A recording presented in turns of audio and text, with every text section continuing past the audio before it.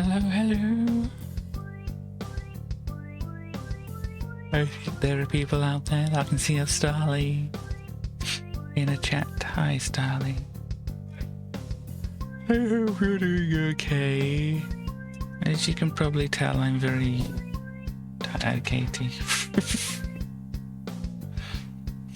So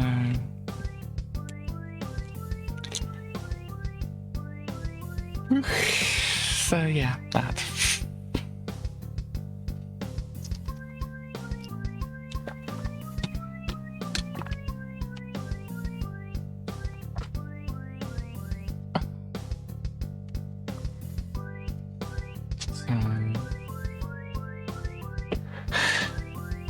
You're okay, that's good. Just to check, I mean, you said that you were considering doing a stream before my stream. I'm guessing you weren't. I'm assuming you would have told me if you were.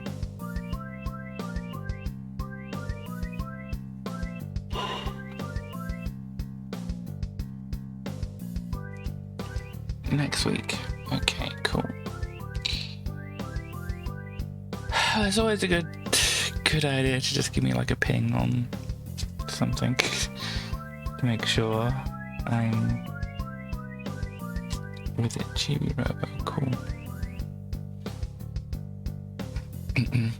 I may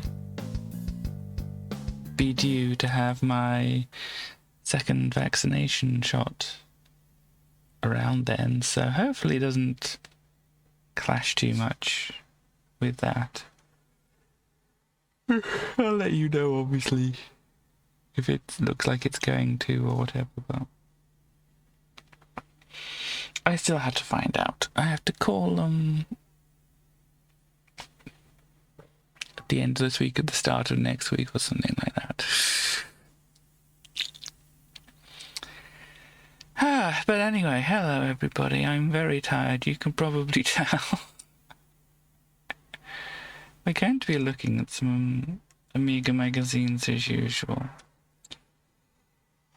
It's just going to take me a while. I'm trying to remember what to do. This is how you do it.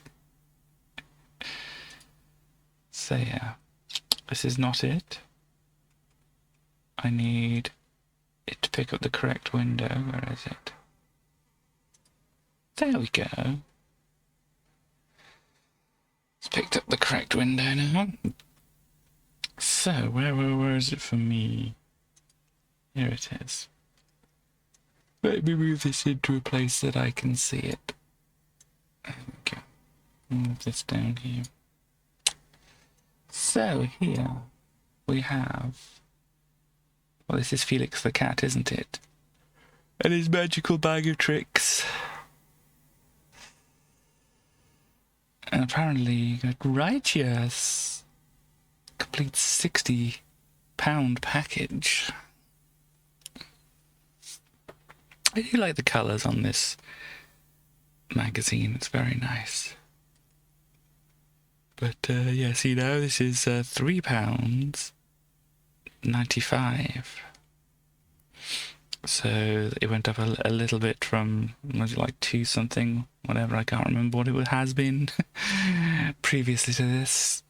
But yeah, it's Felix the cat, as I say. It says, get into motion, discover the tricks and techniques of animation, and see your Amiga at its best. So, there we go. And if you like your memes, we got a bit of a John Madden going on here. So, if you like your John Madden memes, get them ready. And we'll be able to see what's on the disc. You know, just a little bit true here again. Still doing this advert here. Huh. And using this picture again, it looks like. Interesting. Our holiday, 1991. We went scuba diving and... Oh yes, this is Eric Schwartz. Now I kind of like blanked or didn't show the the thing before, but this is kind of what was there. Obviously, hello Morbits. Obviously, the magazine thought it was suitable and not lewd enough to show what's being shown there. So it's probably okay. But then again, seeing what some of these magazines thought was probably okay, it's not necessarily a good idea of what would be suitable nowadays. There we go, but we've got all this stuff on the side here. So it's not a memory, there's a memory upgrade here. Probably looks awful on the side of the Amiga, but we'll have to see. The early 1990s, yes. And furry boobs are okay. I mean, if it's not showing any nipples, I'm sure it's okay by Twitch, but still, it's I don't want to get into worrying about that too much. But anyway, have a cover disc. This one has a lot of games on it. So you have Mouthman, and Mouthman is a slightly Pac-Man-ish type thing. It even says Pac-Man right there. So yes, a clone of Pac-Man. There's a help thing for Lemmings, so how to do one of the Christmas Lemmings things. I don't know, I don't remember seeing this level. So maybe I want to look at the hint before seeing it, or maybe not, maybe. I don't know. But yes, the last level, we didn't get to the last level of the demo. So, I mean, I don't think it's a big... Well, it's a big spoiler if you want to figure it out yourself, but I don't necessarily care. We have a thing here called Retch-a-Sketch, which is obviously basically an Etch-a-Sketch, but they can't necessarily say that. What's the instructions for this? Controlled with a joystick. Left, right, up and down to steer the drawing point. This is not quite getting the full experience of an Etch-a-Sketch, is it? So... to clear the drawing, to clear the drawing area, press the fire button. The screen will then shake up and down, and your design will gradually fade away. Yeah. There's no way out of the program except to reset by pressing Control key and the two Amiga keys. That was the... I think I said before, but that was kind of like the Control-Alt-Delete of the time. It was hold the two down, the Amiga keys, which are basically where like the Windows keys or whatever would be. So you hold them down and they hold the control. I mean, this is going to be heavy. But it's probably ill-advised, but let's have a look. Do I look less colourful than usual? I don't know. Anyhow. This is an Amiga. This is one of the Amiga keys, and over the other side you can see the other one of the Amiga keys. And then the control is up here. Not where you might be used to it being. So you just hold that one, and then the other one over here, and it does a reset. Otherwise, if it's too much... Well, there's no power thingy. No power thingy on here, but they had the big power brick, and that had the switch on it, so if that didn't sort out the problem, then you just like turn it on and off there. Why not very colourful? I'm not... Well, I kind of am. On this screen I am, on this screen I'm not as colourful, but that's okay.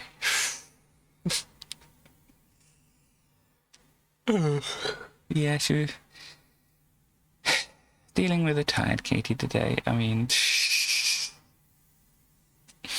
you get what you get. Anyhow. So yeah, I mean, it's not like an Etch-a-Sketch where you have to twiddle two knobs to make a drawing. It's using your joystick, which is kind of like... definitely loses out on some of the, you know... Anyhow, there's also a game called Myth. And it involves slashing and things like that. So use your things to do there. Fire and fire and down to punch and kick. All fire up, behind, head, and so basically slash all around you and whatever. Fire and head, fire a lightning bolt. And then left arrow key, scroll the list of weapons, spacebar, select the middle weapon. Okay. And then we have over here biplanes. Oh gosh, no, you can't see that, can you? Whoops. Oh dear. As I said, you have to deal with Sleepy Katie today. We have myths. This is what I was showing. It involves lots of skeletons, it looks like. And other friends. I think that's just a skeleton with a winged gargoyle or something ahead. Ooh, look at this one. This one's even more scary. This is the controls, as I was saying. You do a slashy thing. And then we go over here, and we can see biplanes.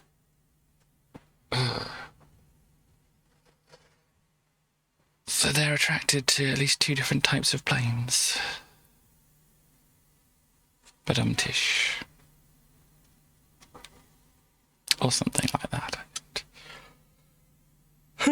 But yes, I think we had this game, we played this quite a bit. Gosh. There's a glitch on last month's cover disc of the Area demo. Oh, Area game. It's only playable if you had an analog joystick. Yes, it did say that in the thing.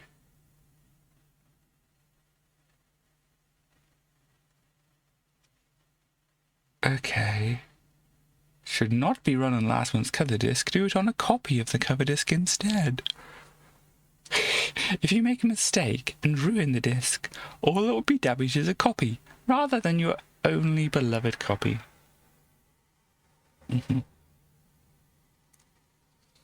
It works by getting rid of the sequencer 1 samples and putting a disk validator file onto the disk. So you basically like copy over from one to another or something like that. So that you could use the joystick, but you know, it's a flight sim. I'm not going to go through all of that to just play it for like 5 minutes and crash and go, oh dear, I don't know what I'm doing. But yeah, this one's called Duel. It's about tanks. I think it's a 2-player one only. 2-player racing game. Okay. It shows how old this is, really, isn't it?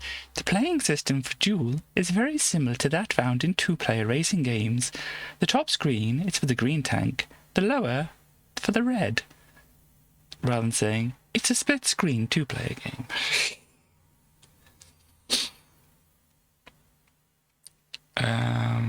Yeah, 2 people and 2 joysticks. So yeah, there's that, and then so this is Vista, as it says here. But yes, it's also a completely fully usable program. Is it the full program, or is it just a completely fully usable program? Or complete fully usable program? I think that means it's the full program. Create your own astonishing fractal landscapes. Save them as IFF. That's the type of file format that the Amiga used. Where is it? FF stands for file format. I knew that. But interchangeable file format, is that? I don't know. So it's great for realistic scenes for graphics, but it's just amazing fun too. So we're going to make some scenery, as I put in the title. It's the first in a sensational series of fully functional software packages that Amiga format will be bringing to you over the coming months. So yeah, something to look forward to. Full software to do.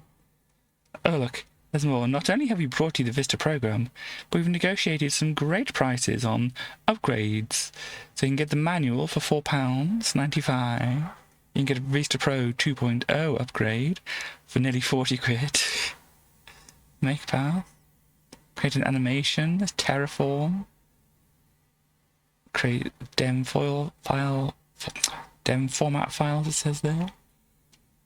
So you can do other scenery, it looks like. And some other scenery file discs.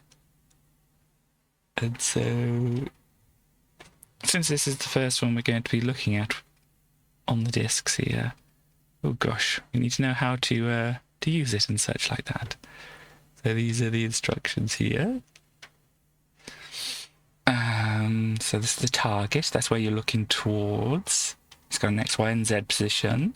This is the camera, this is where the camera sits, and that's got an X, Y, and Z position. Lake and river. By using these buttons and clicking on the map, it's possible to add lakes and rivers. It will flood the entire area that you've clicked. The river will start at the click point and flow directly downhill. That's cool. Snow and tree lines. The number placed in these boxes determines the height in meters above sea level that the snow line and tree line will be positioned at. So yeah, snow will form above like 1455 on the would be the y coordinate. I think it usually be like the y coordinate, but yeah. And then trees will form at this point, and then the haze will form at occur at this point, and then this is the direction that the light is coming in. Blend is a function to hide the polygonal nature of the landscape. It works by weighting the colours of each polygon with respect to those of the surrounding ones. So that's like in the OpenGL, is that like the... I can't remember the type of shading. I know one of the types of shading in OpenGL was like garage shading or something like that. Maybe it's something similar to that, but I don't know. G-shade. Oh, there we go. Garage shading. There we go. There it is. So it's a different kind of blending. It's a shading method which helps reduce the appearance of polygons. Yeah, so there we go. I was kind of right. Using it improves the look of the finished picture, but can increase the rendering time by 50%. Pixel dither, here we go, another way of hiding the fact it's made up of polygons. Dithers the polygon edges. Smooth, imitates the effects of erosion. It can be used more than once and the effect increases with each additional usage. The poly here, say where that's linked to rendering levels. Okay, so it's not this poly thing over here.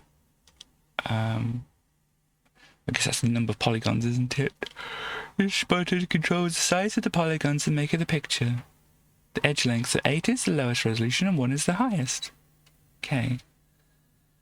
This is the seed of the thing. So if you've played Minecraft, or watched Minecraft, the way that the landscape is generated in that game is similar in ways to the ways that the landscape is generated in this game. So the button tells you, major setting you want to render it. Once this is pressed, there's no going back. You can stop it rendering, then you have to start right from the beginning again. So yeah, and this view one here is, this button returns the user from the main control screen back to the last picture that has been rendered. So yeah. Got a bunch of other stuff here, and there's a colour panel thing as well. I don't know if we'll get quite as in-depth as this, but yeah, there we go. There's a Mandelbrot there. But, you know, if that was just the only fractal landscape you could generate, it wouldn't be totally interesting. But, yeah, this shows off the levels of polygons you can have here. Lots of polygons, fewer polygons, fewer polygons, fewer polygons still, and then fewer polygons and some smoothing. Remember that game you couldn't remember? You found it. That's good to know. I don't necessarily remember, but Space Harrier. Oh, I think I know. It's kind of you fly into the screen, wasn't it? And you move the character around and you shoot at things, isn't it? Anyway, you were saying a thing before, and I kind of completely missed it. You would say we didn't worry about these types of things then, but we did. It wasn't so. I was too busy, or you weren't though. You were too busy making Atari Desk TDMs and doing maths homework, yes indeed. And enjoying gaming. Sorry, get ready. No, I haven't played it myself, but I definitely know of it. And I've seen a tiny bit of gameplay. Oh dear, so tired. But yeah, so I think this is just explaining some things. This is the loading in the DEM. Oh, that's interesting. The DEM format was devised by the United States Geological Survey as a method of storing geophysical information, i.e. physical statistics of a given area of land. So you can pull the DEM, which stands for Digital Elevation Model, into the game and render out, what's it, Olympus Mons, a huge volcano on the surface of Mars, so you could render out those things instead, and this one's Mount St. Helens. This is how Mount looks now after blowing its top on the May the 15th, 1980. I mean, it's not exactly when I was born, but it was probably protesting me being born. Oh dear. And then we have Crater Lake in Oregon. And so you can load in these files as well. There's a bunch of other things you can load in, but we might as well go over to the actual Amiga. And you can see here, it's not Micro Machines. Let me switch out. There we go. Oh no, where is it? Where is this pesky Amiga? Here it is. Gosh, now I'm in the program. Let me move that so I can see it better. So, here we have a landscape. We have the target. I think target is the thing up here. So whenever I see target, I think of, I think it's Dynamite Heady, and the little thing which points out to where to shoot to goes, target, target, target, Dynamite Heady. That's another game which I should, get to on stream at some point. But, there's plenty of other things to look at. But yes, if you don't know Dynamite Heady, I probably will eventually show that at some point. But yes, I think this is the target up here, and this is the camera down here, or it could be the other way around. Let's see. So the X value, yeah, they're both at the same X value. So 3840 is the middle here. Target's Y value is 0. Okay, so the Y, it looks like it's not the way that Minecraft, or I think a lot of other 3D programs use X, Y, and Z coordinates here. So I think the Y is, the X is across here, the Y is up and down here. So you've got the target at the top here at 0, and the camera at the bottom at 7680. Oh dear me. And then the Z coordinates is probably like the actual height of the terrain here. So what we'd be doing would be like, I'm guessing this is going to show like, this is like a lower area, or is it a higher area? I don't know. Depends on how it's coloured things. If I push the right, oh, here we go. Shows you can load pictures and landscapes and things like that. Yeah, there's a few things that can be done there. There's the colour thing, which we're not going to touch on, because that could be bad. It's rendering 8 polygons. I'll get a wide and zoom thing. So I'm guessing it's more narrow field of view in that, because I didn't see that, but that seems like that's what it would be. This is the 0 seed for this here. And then we'll have the light coming in from the east here to throw some shadows down. Yeah, I think it's good just to try and render this out to see what it looks like. Now, if you just click render, it's going to do some colour things, it's going to do some tree things, it's going to do table things, whatever table is, I don't know. But as you can probably tell, it's going to take a while to do this at the speed of a normal Amiga. So if I do my speed up thing here, it's going to go a little quicker. But yeah, on an actual modern computer, I think this would actually render a little bit faster. But there we go. So what we see, it's kind of like a bit of ground here, and I'm guessing the target is more down here, and then we're on top of a mountain of some sort. So, yeah, this is kind of like the mountain or something that we're on top of here, and then this is down into where we're looking, so this is probably lower down. Let's see, the target is at 12, and we're at 27, so yeah, we're kind of like looking into the ground there. So I think if I switch on like camera here and then start clicking on here... Oh, no, I got it the wrong way around then, have I? Is that the camera? It's moving it around. Oh, that's weird. So 0 is actually at the bottom of the map instead. So this is the target. We were up here and we were looking down at it then. Okay, well if we go like on the edge here and start looking down there instead and render that out, what does that look like? Of course we have to wait for it to do things. Oh.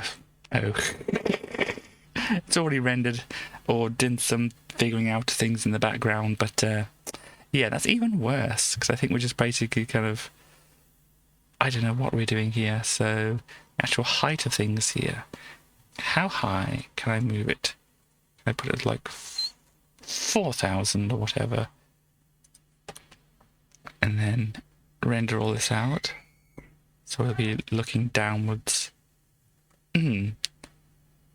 Well, I seem to be mistaking something here. Well, let's put the camera here, and let's put the target here, so they're mostly at the same height here. Now let's render those out and see what that brings us. So is this actually higher in the background? Okay, I think the other bits here were mountains and such like that, so there we go. So it's not the greatest of shots here, but let me go. So yeah, obviously these grey or browny bits and grey bits here are higher up, so this would be like the green plains, and then we go into like the hills, and then we get the mountains and things at the background here. So if you put the target, say, at the top of a mountain here instead, and render that out, it may or may not be so great, but we'll see. Oh no, I'm not doing it super speed. Here we go. And that, yeah, it's kind of looking at, I think, this mountain in the background, but we can't really see that very well. So instead of doing that, let us be on top of one of the mountains. Or so, maybe like here, and that's the target. I want the target down here, and then we want the camera maybe up. I'm on the top of here. Let's see how that renders out for us. So yeah, modern machines could definitely do a heck of a lot better doing what it is doing. That's a little bit of a better shot there, kind of looking down into things. But so this is in this landscape, or we can just click this to change the seed, and now it's generating here the actual different thing. And oh look, now it's turned into an island of some sort, which might be a little bit more interesting. So if we set the camera, we can set the camera outside, we get like negative numbers as well. So if we set the camera maybe over here, and set the target to kind of look at this part of the hill here, and render this out, and then it has to do a bunch of the other stuff again, and then render out some other things. And oh, that's good. Kind of looking down on an island there. So what if we want to get just kind of a little bit closer with the camera here? Let's say there. Let's see what this view looks like.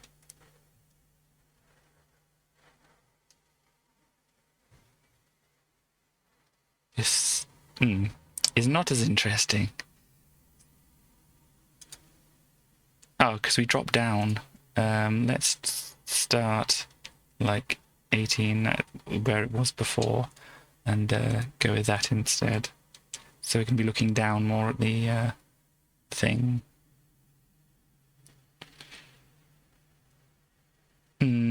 Not 100% great. Let me then just kind of delete all this and put like 2.4. Oh no, that's way too high. Let's not do that.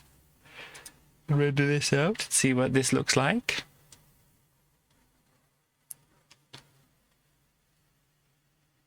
We're not really getting very high. Actually, am I doing this wrong? No, this is the camera.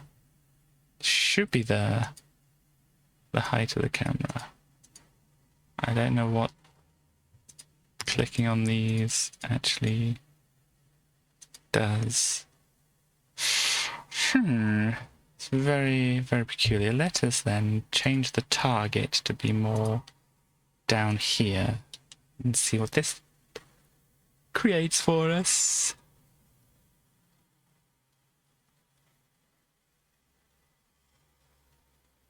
Now I'm doing slow, not super speed. Do super speed, please. Here we go. Oh, that's a little better.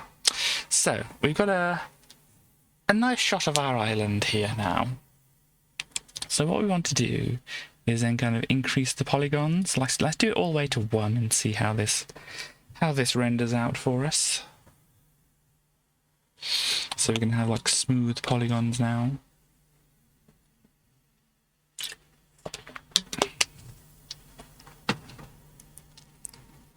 It's putting some trees and things in as well.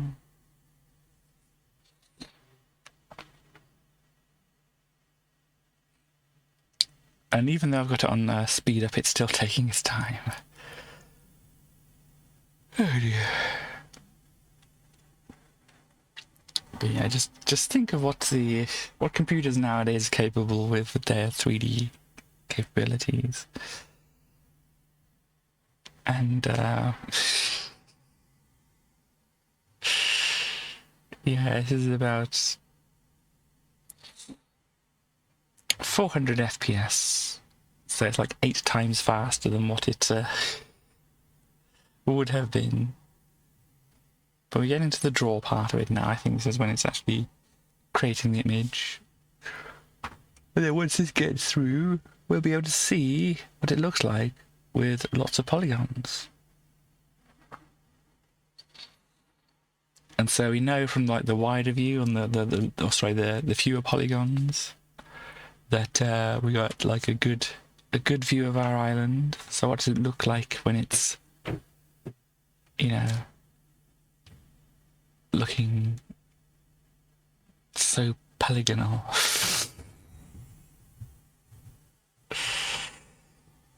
How does it turn out? Gosh, it is taking its time to do it though, isn't it?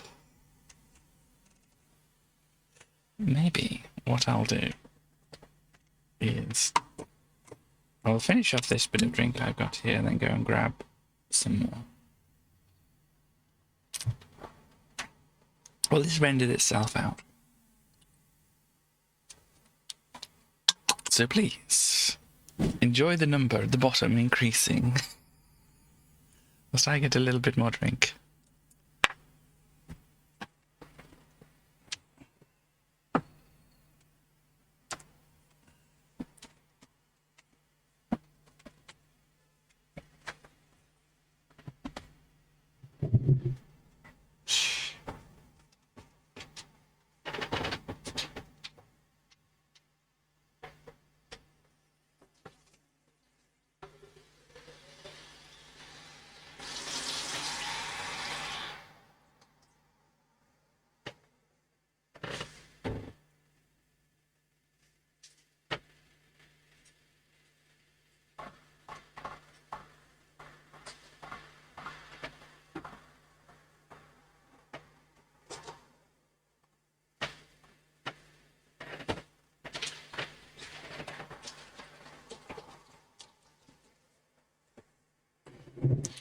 I see we're not there yet. It's okay.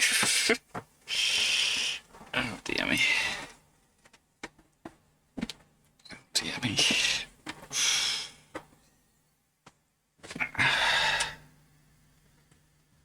I am very tired and creaky and slow.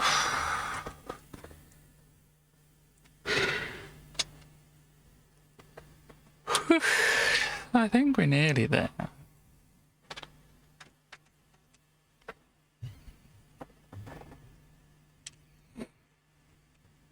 Oh, hello, Chaos. Nice to see you around here. Oh, I hope you're feeling better than you were. Oh, and look at this. You come just in time to see the magnificent landscape being generated here before you. No donuts today, oh dear. So yeah, I mean, obviously you can... Oh, well, I hope everything gets better soon and things... I am extremely tired, as you can tell at the moment. So, as I said, you can keep manipulating things here and there to see how you can do things. I mean, given the way that it actually works here, I mean, it's gonna... I just got done partying. I am sleepy, yes. I definitely haven't done any partying. I don't know what I've done to make myself so sleepy. I'm just... so very sleepy.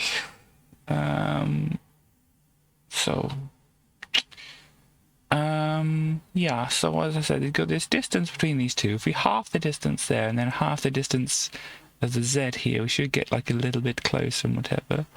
So if I move the camera like over here, yes. Oh dear. So what is it? About 1200 difference between the two heights. So it's, half of that is 600. So I need to add 600, which is 1200, which is good. So we don't want it to be like this. We want it kind of like 12. Let's put a random number in there for fun. And then let's not do the super thing. Oh dear. But I'm glad to see you around and talking and things, Chaos. Oh.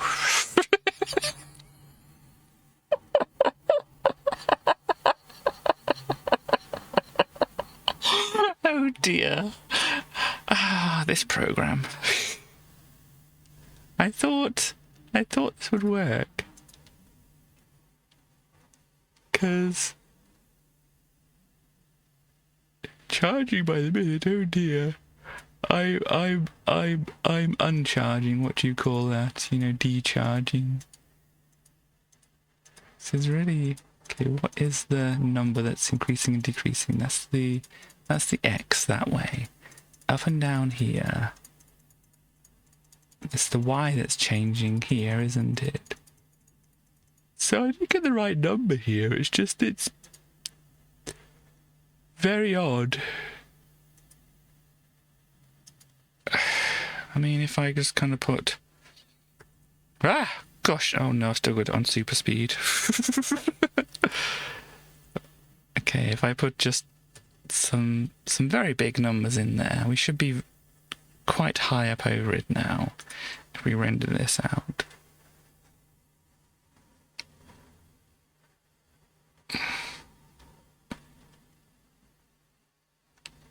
What is going on with this?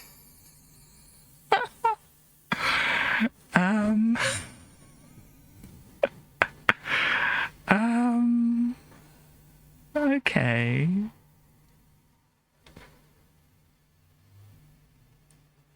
Is this just looking sideways at it? I mean, I don't understand what's going on here. Am I just getting, like, the height info incorrect? I'm just saying 18 around here onto the land. Oh, does it go negative upwards? No, it doesn't. It's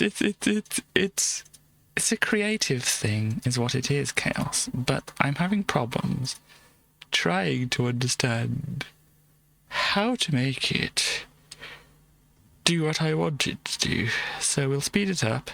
As I said, this is about 8 times faster than it would be at the moment. There, so yeah, we got this view of the island here now. But if I want to try and move like a little bit closer or something like that, it seems to not like it. So if I want to keep, was it the Z at 18,000 or whatever about, Just need to yell at it. Oh gosh, I'm really not in the mood for that kind of thing today. So if we do this, we should be just a little bit closer. We should be at the same height.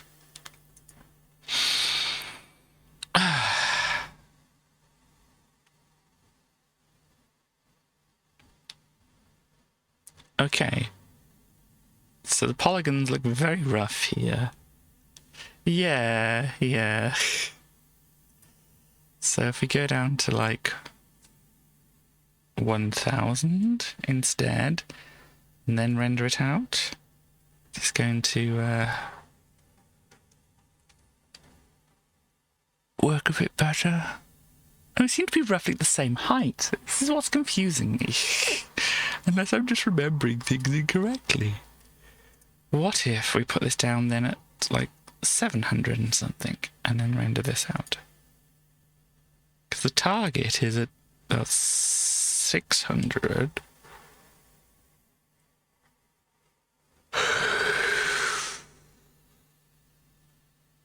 It really doesn't seem to have changed height much, does it? And then if I drop this down to like 300 or something like this, we should be very much lower than what we were.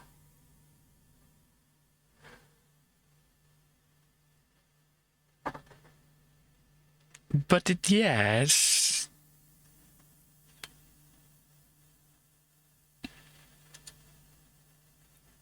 Not changed whatsoever. I don't know what clicking on these buttons here do. There's a possibility that it was. But no, let's go back to the magazine here. Let's see, because saying here, by pressing this button and then mouse clicking somewhere on the map, you can tell Vista the location of the point in space where you want the imaginary camera which takes your picture. Hang on, target, that's the wrong way around.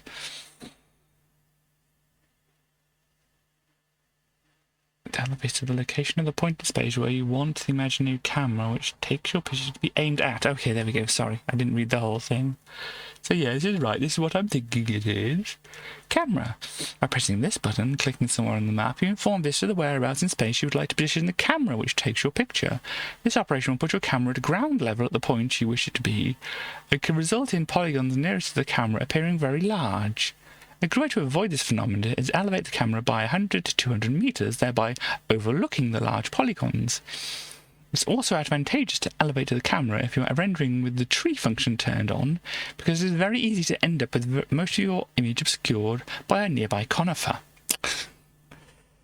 So, what are these locking functions? It's possible to restrict the movement of the camera and the target in any direction, or combination of directions, by pressing the relevant locking button. Please note this function locks both the camera and the target simultaneously. I don't know if that's helped at all.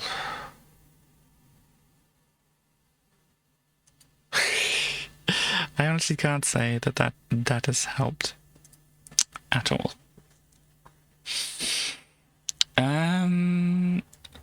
So what if I change the target here now and then do a render?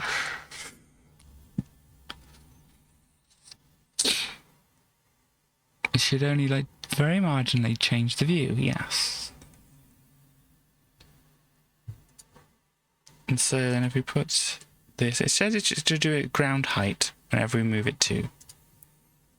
So yeah, the 18 should be ground height, which is a weird thing, because apparently this is at 962. Maybe it goes the other way instead. I think we already tried to figure that out though, because going over the thing here, going up onto like the mountaintop, goes to 18 again, and this goes to 18 over here, but this goes to 140 something. So maybe it just doesn't work over the water.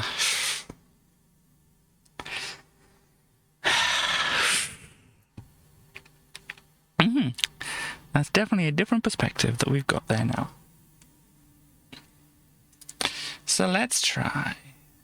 Can we move then the target up here? Is this going to give us a nicer nice of you at all.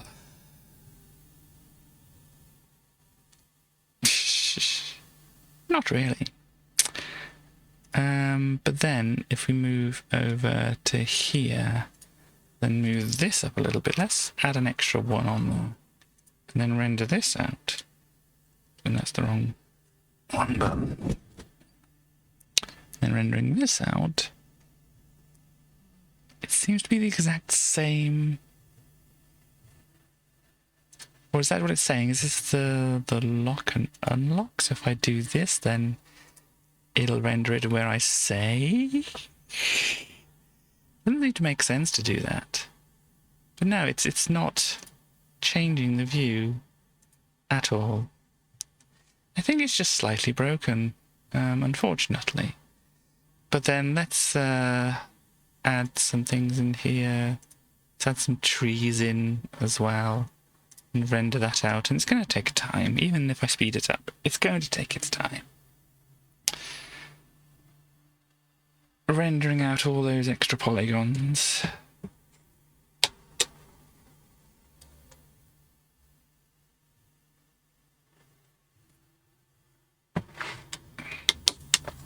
So yes, I mean, while we're waiting for this, given obviously how tired I am right at the moment, and the fact that my sleep schedule seems to be shifting somewhat again and all that kind of thing, I don't know whether I'll be able to be awake enough to be doing streaming on Friday. So this is just like a forewarning of that. If things continue the kind of way they are currently, probably not going to be, but you know.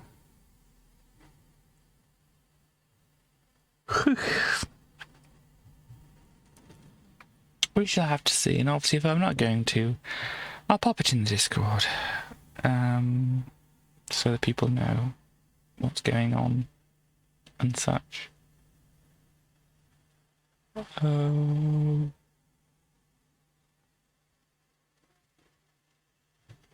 yeah, I mean, it might just happen that I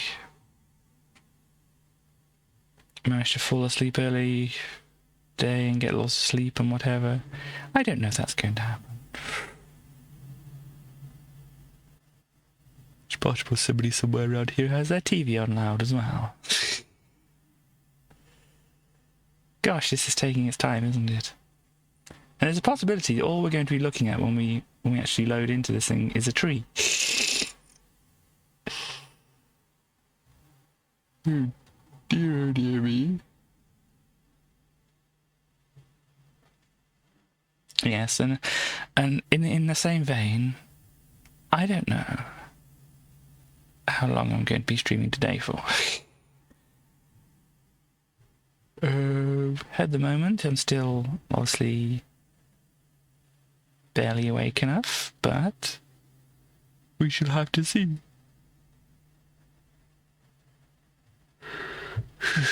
It probably looks like I'm more tired than I am because I'm looking at my... Oh, there we go, the things. Yep, there's all the trees. So I'm looking at the thing down here. So if I move it up here... Hey, I'm now looking at a picture of me up here. I still look tired.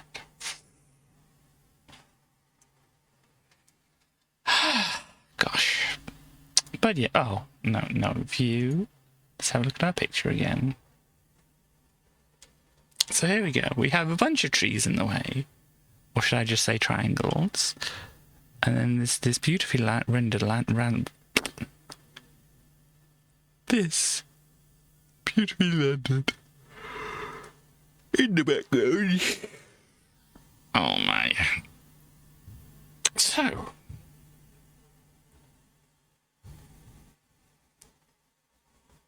there we have. But yeah, that is Vista.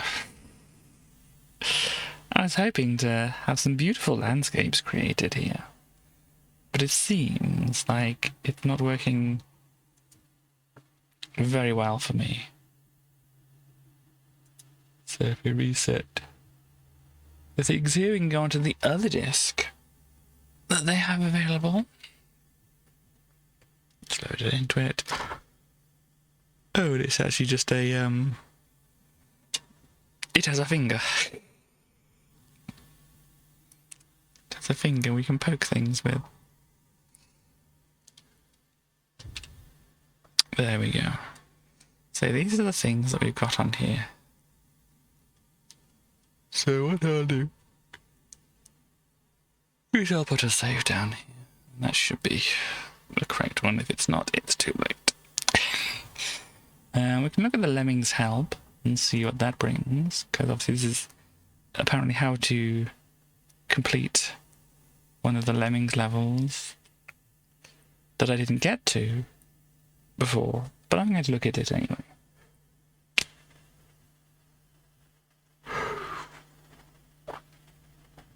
Because it really doesn't matter whether I know the solution to this or not. So we go first. Turn first lemming into a climber. Turn second lemming into a builder. Turn rest into climbers until you run out. But keep an eye on the builder, otherwise he'll fall off.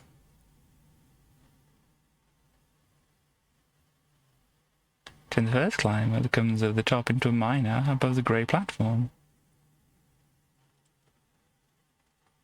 The builder should finish the bridge just as you run out of climbers. Turn the last climber to fall into the grey platform into a miner on the corner. Make a miner dig down through the wall.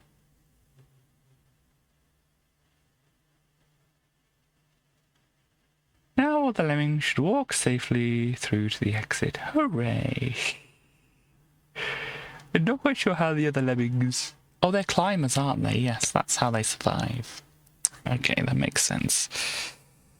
So yeah, we didn't get to see the level, but obviously this doesn't have a lot of lemmings in it. Otherwise you're clicking a lot of climbers.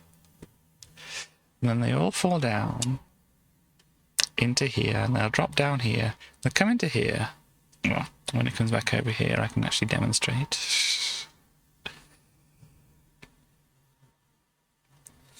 But they're kind of just be walking back and forwards up here, climb up this wall, drop down, climb up this wall, drop down, climb up this wall, drop down. And the last one is going to dig through to here, so then they can all climb up this bit and then walk over here and then go through here and go to safety. So yeah, that's a quite a interesting puzzle. Indeed. So what do we have? We have the Retro sketch. Let's go for this one. This one doesn't seem terribly interesting, really. Because, come with me on a journey. A journey to those halcyon days when you go out with a fiver in your pocket, buy 10 pints of Guinness, a bag of chips, a ticket to the cinema, and still have a change for a whippet. What? Okay. This product is Prezziware, i.e., if you like it, then send some sort of present to Embor at this address, where they probably don't live now. Copyright, was it MCMXCI? That's 100 for that. So yeah, 1991, I guess that is then. And we click the button, as it is saying us to do. Controls, use a joy pole. Import 2 for movement, and fire to clear the picky. You can tell this is somebody being slightly ridiculous. Okay, so we draw on the surface like this. And it's kind of just mimicking the dials at the bottom there and what they would do on a real Etch-a-Sketch.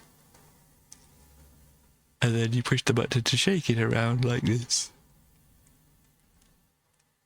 Until it clears off most of the stuff, but it never really managed to clear off all of it necessarily. We got a stuck pixel on the screen.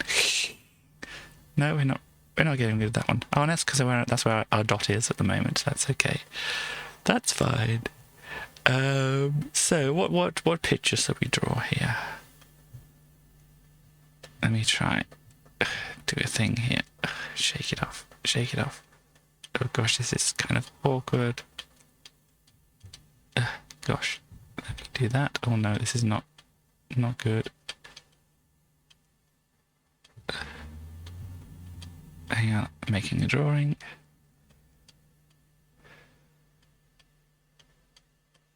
Gosh, it's still difficult even if you are not using a real Etch-a-Sketch. Here we go, and there we go. And let's do another. Oh gosh, tricky. Where is it? There it is. Okay, and we got that. And here we come down here. Kind of go over the top here and then back down. And then we kind of got this bit here. Oh gosh. Can you tell what I'm drawing? Gosh. I was going to say something else, but then that's somebody who I don't want to remember, so.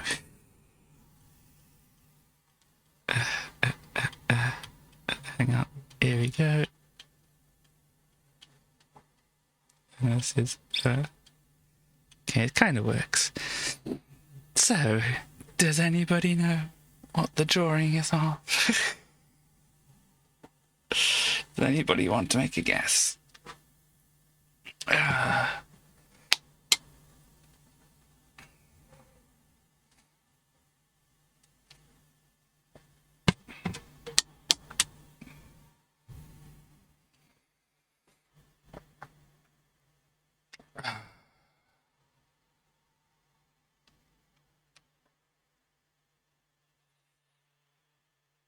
Can anybody guess what the drawing is?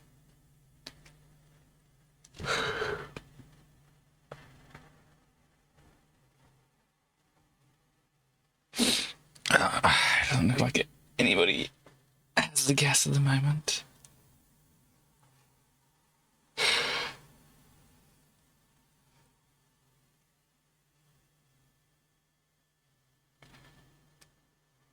Tracy, hello. What do you think this drawing is of, Tracy? Can't say. Do you want to have a guess, Tracy? Is it a very handsome individual? It might be.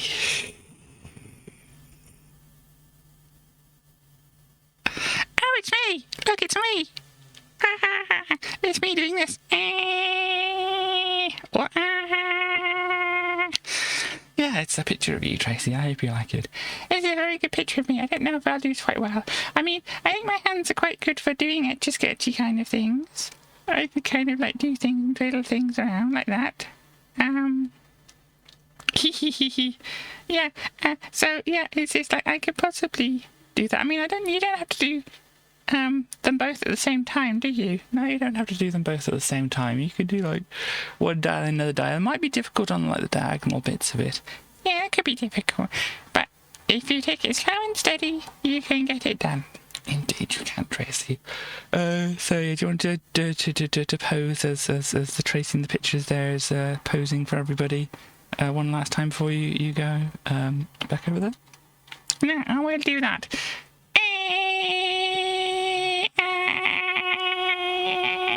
Seeing your tails up a bit there as well. Let me try that. Okay, thank you. Sorry. There you go. That's a bit better, isn't it? It's good. Thank you for drawing a picture of me. That's okay, Tracy. Let's pop that. Pop Tracy back over there. Oh dear. Well, I don't know. I might draw not a good possum, and so I don't want to mess it up or anything like that. Now, I do have a thing here, which apparently do like a screenshot. Is this going to work? That doesn't seem to have worked. F and then this button. No, it doesn't seem to have worked. Okay, fine. So let me find it here. look at that. I know. It's fine. Let me just cut. Oh gosh, it's all gonna... Is it going funny on your side of things? Let me cut the picture of Tracy out here. I don't know if you can see that on your side of things. But now I have a picture of Tracy there. Ce n'est pas un Tracy or whatever. So let me just save that here to... Gosh. To Tracy there. And then I have that nice picture of Tracy saved. Oh. So what is going on in the chat here? Tracy is very sensible. That's good. Hello, Star, as you say, pirating took longer than expected. That's okay. Then you say, we had trouble with naughty pirates. Oh no, there definitely seem to be lots of naughty pirates in that game. Then you say, possums are easy to draw. They are orbs with a triangle for a face and then ears. Well, I could try. We can but try, but I apologise if it doesn't turn out well. So let's get rid of the Tracy picture. Bye-bye, Tracy picture. It's okay, where's the pointer? There it is. So I probably want to start roughly about here and shake things. There we go. So, orb. Oh gosh. You realise this is... I know. She's good at that. So you say a triangle for a face. Where do the faces go? On the orb?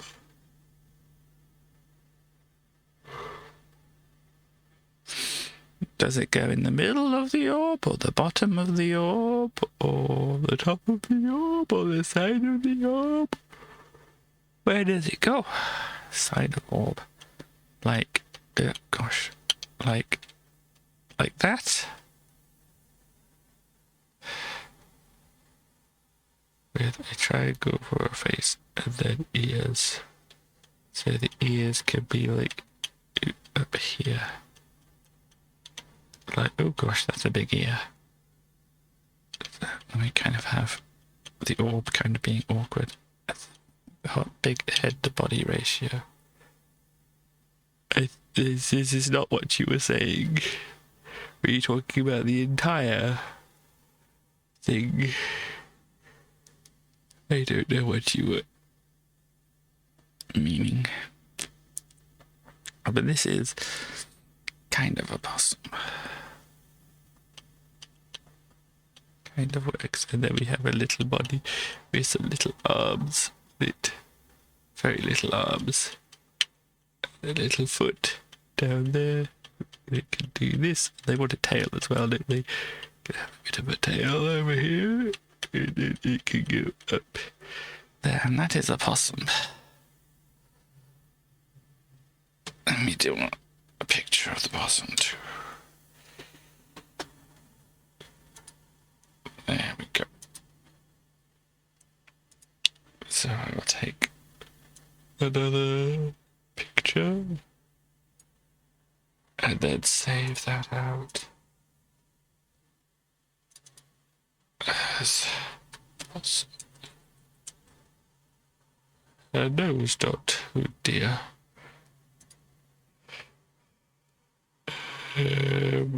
Well, I am kind of all the way...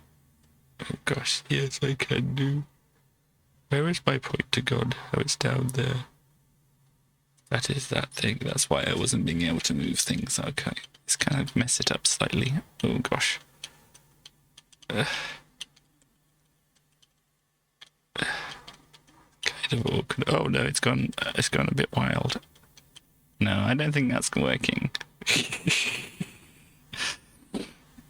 It kind of went a bit wrong. But I have the other picture at least.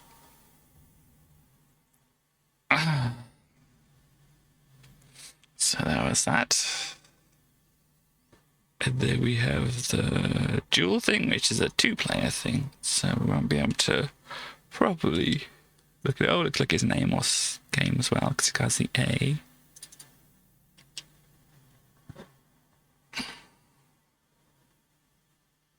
Ooh, what real software was that? Do I have a pointer or do I select from this like here? There we go. Begin. And the second player is going to be, oh, not wandering around roughly. I said I'm the bottom character. Oh gosh. And oh, there I am. Aha, I shoot you. Particle beam fired, oh gosh. Boom, system damage report. Target hit. Shh.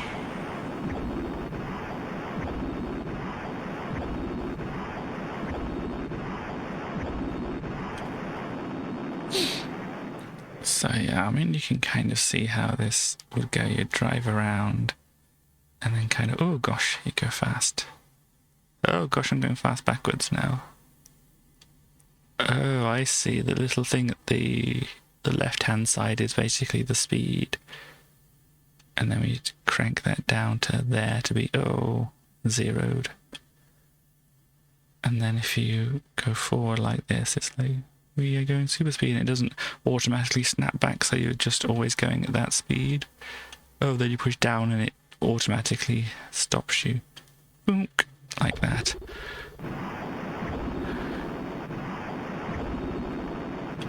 So it's slightly awkward to control. The same with the turning as well. So if I'm turning like this, I turn fast and whatever. And then as soon as I push backwards, it'll snap. Dink. Okay, it didn't do that. I thought it was going to do that. It looked like it was doing that. There we go. And then we push backwards and it snaps like that. So we line things up and then we can go forward and whatever, and then we stop and then we shoot things.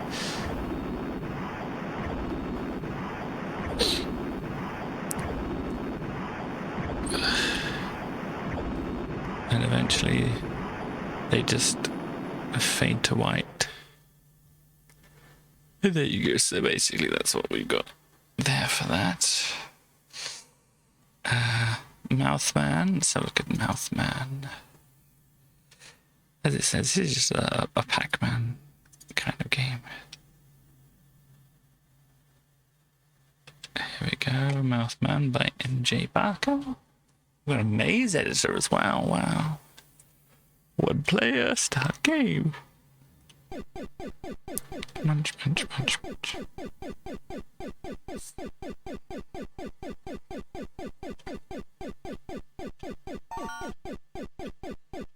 Oh gosh, they're all zoning in on me.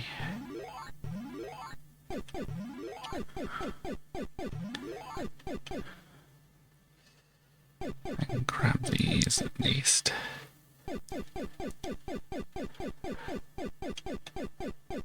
Munch, munch, munch. Goes the Pac-Man.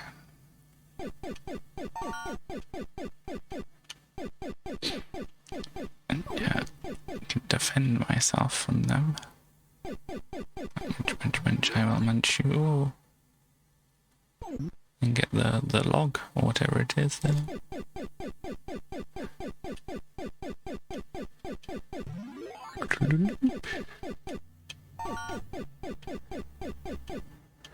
Gosh, they're gonna come back.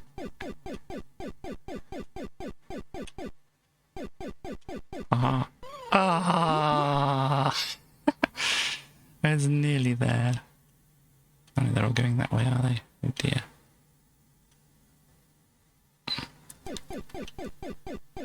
Oh dear. Cool. Ah, no! I nearly got it. No, this one's coming down here. Oh no. Please, all of you leave me alone. I am but a humble pizza, and do not wish for your antagonism.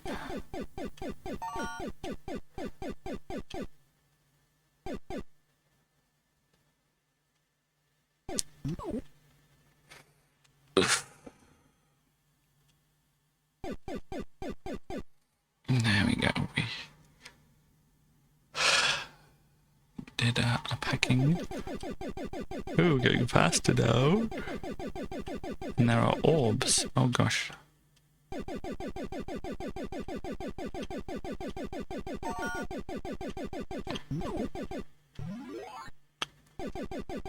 Do I wish to collect an orb?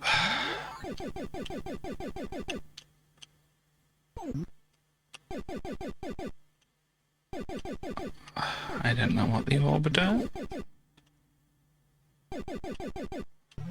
but I collected an orb.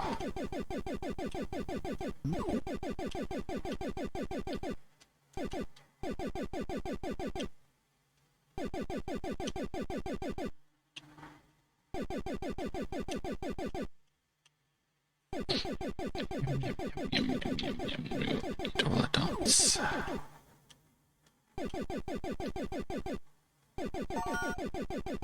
Munch, munch, munch, and then what? There are apples on this level.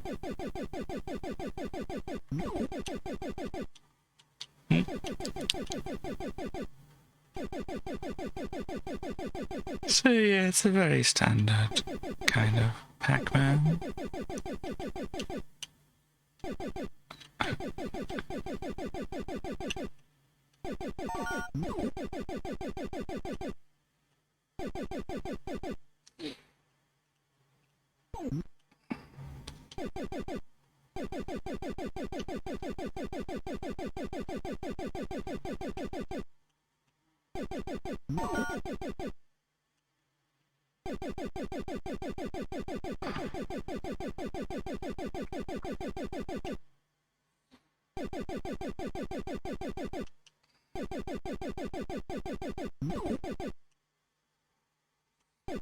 Yeah.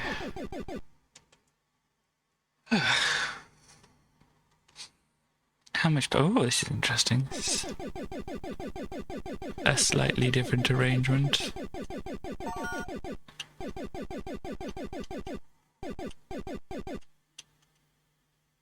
When will they realize? Oh, where will they come from? Over there. Oh dear.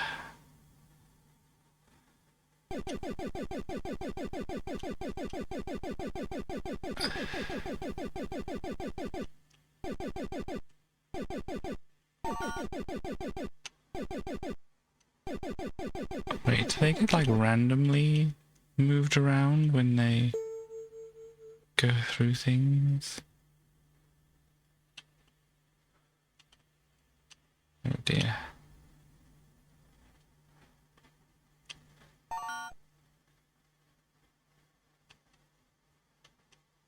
Yeah, they seem to go randomly around when they go through the sides.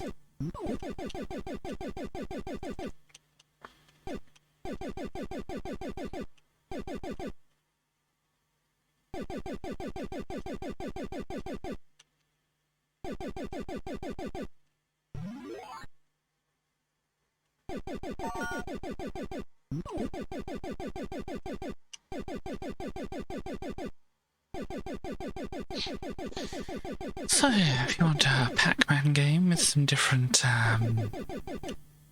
maps and things, this is definitely a thing that you can look at.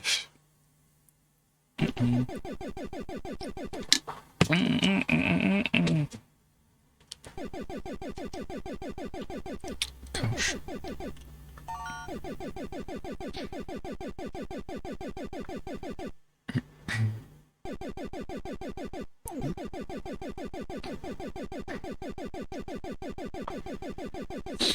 This definitely seems trickier than the last one.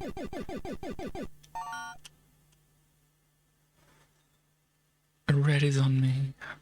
And hopefully none of the other ghosties decide to come down this other path.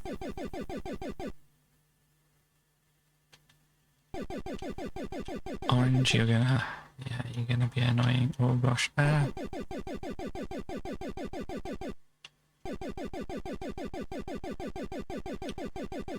Munch, munch, munch, munch, munch, munch, munch, munch, ha ha ha ha. Now I have a power pill. But it's kind of half a waste to get that other one at the moment. Oh no, this didn't last very long. Okay. Ooh, grab it, please, Pac-Man. Oh, sorry, Mouse Man.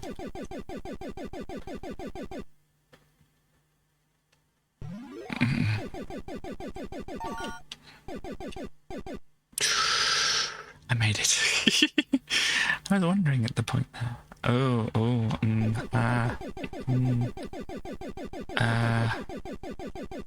Okay, so where does this lead? Okay. Not what I was expecting. So how do I get into that other bit? Where is Pac-Man? Sorry, Mouthman.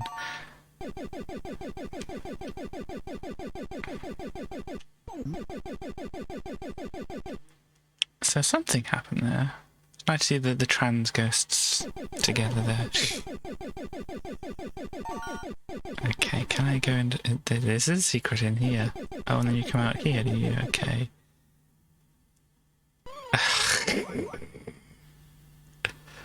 Yeah, so that gets interesting.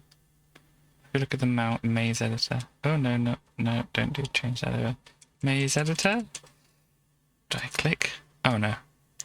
Clicking gets you out of that. So let's go here just to make sure all the memories sorted out. We'll leave this one until the end. And let's have a look at biplanes. Because as I said, when we played this one, me and my brothers a little bit. Sound Pink Max Ozone Friendly version. Typed, clicked, etc. by Peter Mason. Inspired by an Intellivision game. Accelerate, decelerate, anti-clockwise and clockwise for a two-player game. Plug another joystick in the port. Game opponent. Select with the joystick. If a human... No, I didn't mean human. Acceleration, let's go for... Oh, no, auto. Real stereo. Yeah, the other player is having trouble. Oh gosh, no. Accelerate, please. So yeah, because I picked human, the other one's being controlled by the mouse, it's... Oh no. You can also do this to pick up speed and then... I remember that. Oh no. Yeah, if you turn when you're on the ground, it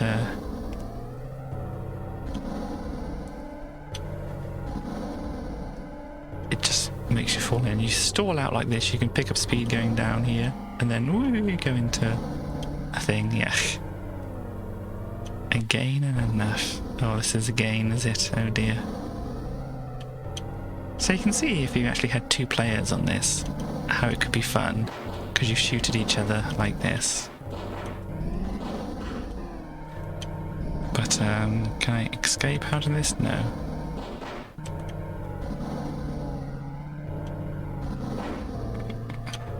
Shoot the thing for more points, I think.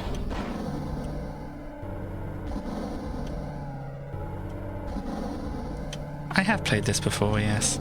But what I want to do is go for enough. Enough, thank you. Oh, not like that.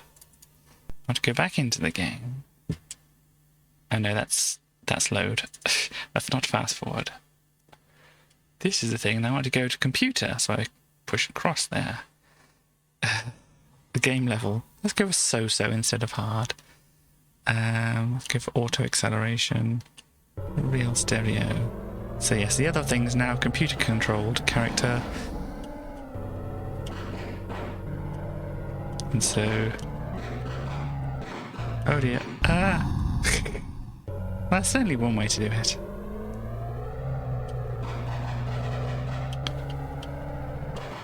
Ah, gosh, it got me.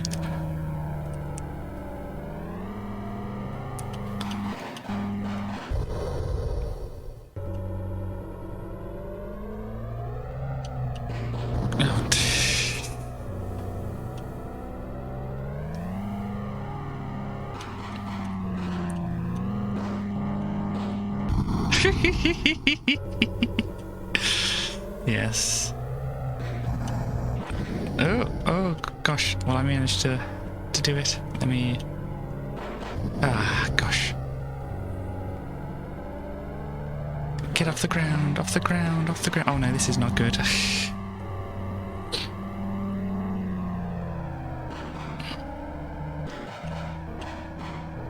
gosh.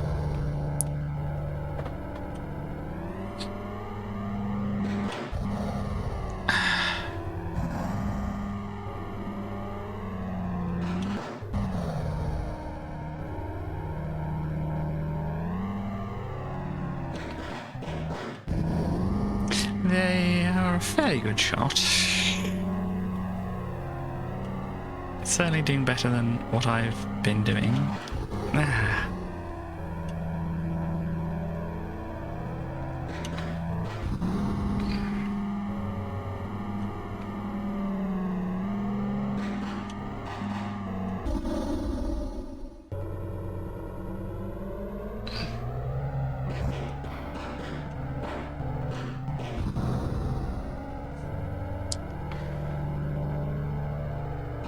Not so great at avoiding. Oh gosh, no. Pick up speed and then. Oh no.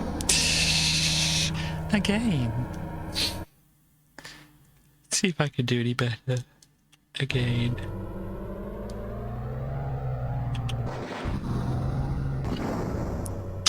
Oh dear. Haha, got them.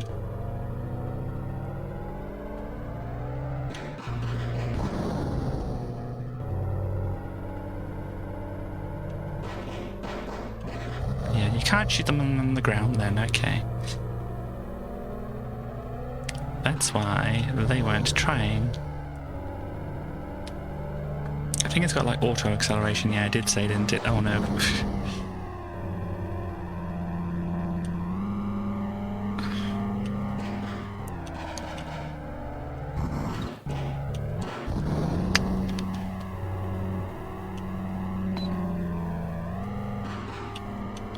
Okay, oh no. Stalled out, stalled out.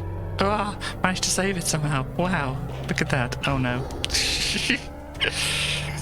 Oh dear.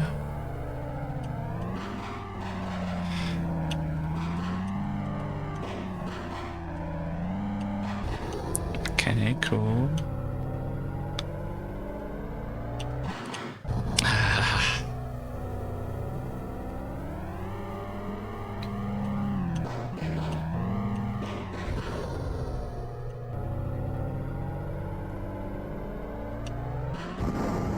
Oh, they got the balloon as well.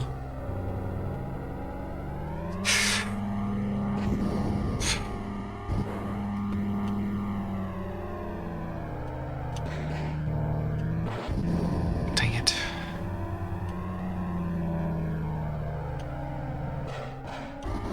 Dang it. Oh dear. Yes, don't try and turn when you're on the ground. It doesn't work. You little menace you. Okay. So, the halfway point there, I was doing not too bad, but they kind of got ahead of me there. So let's see. The last one on here then is Myth. By System 3, I guess that is what it's saying there. There we go. Small demo of the arcade adventure set in the realms of Greek, Norse, and Egyptian mythology. So if you know your Greek, Norse, and Egyptian mythologies, then you might identify some things here. I don't know.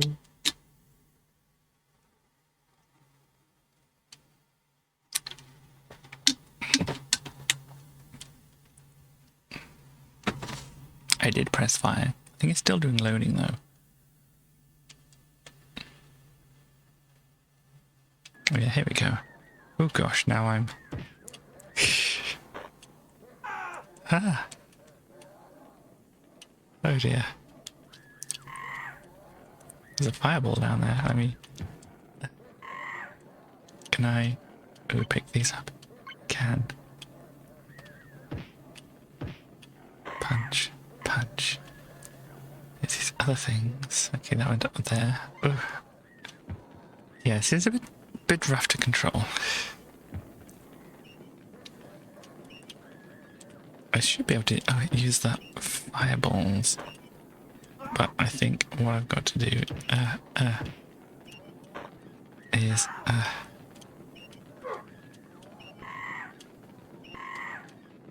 turn around, please. Oh no.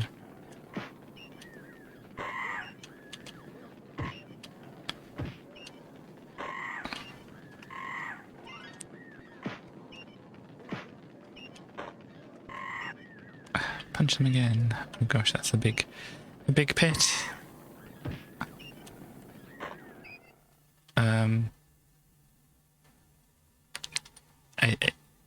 I think it crashed. I think the game crashed. Let me try changing it to something else here instead. See if that makes it run a little bit better.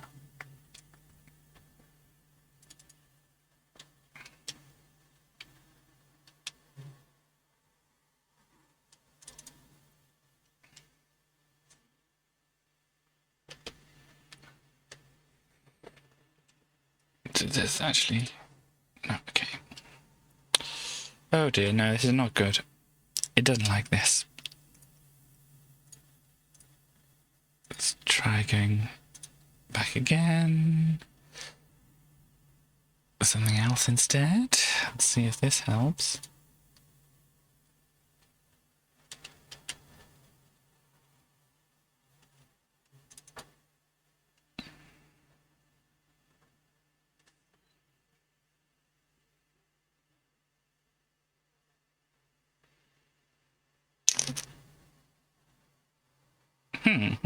Doesn't like my other configurations. Interesting. So let's try again, shall we? This game apparently only likes very certain things. It does say 1 meg only, but I gave it more than 1 meg, and so I don't know what was wrong with it.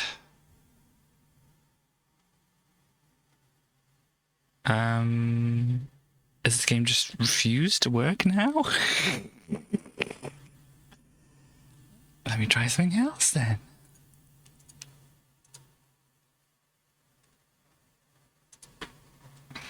My word. Maybe I didn't have it set up to what I thought I had it set up.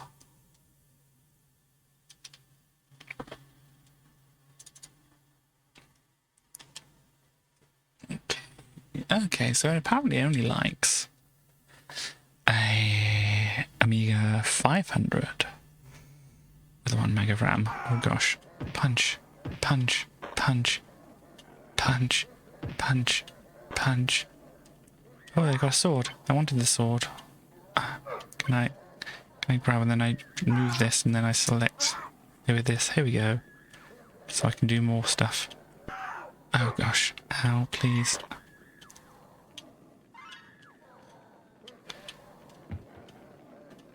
Slash it with these up here. Have at you. No. Don't want to be halved at. Okay, fine.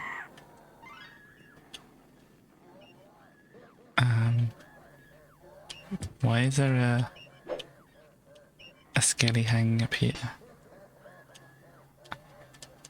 And why would I be setting them free if the other skellies are attacking me? Oh gosh. There's this, whatever this is.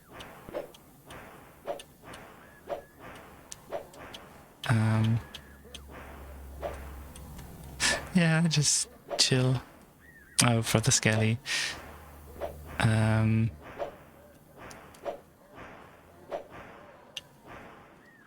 Okay. My person just obliterated. It's fine. It's all fine. Don't worry about it.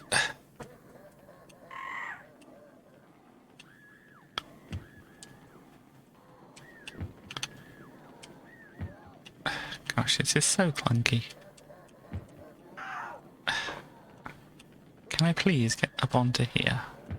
Why can I not get up onto there? I think it might be... There we go. Can I then... There we go. Oh, they're already gone, are they? Okay.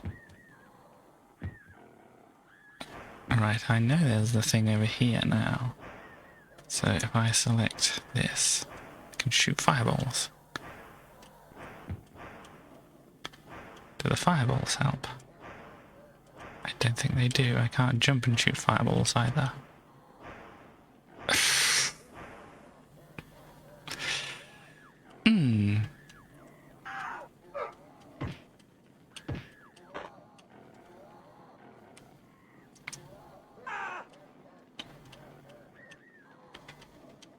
Well, this...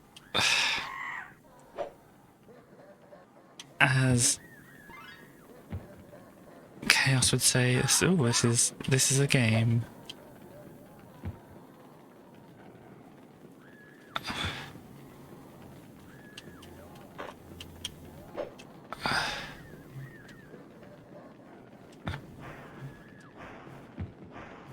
Run, jump, can I make it? No.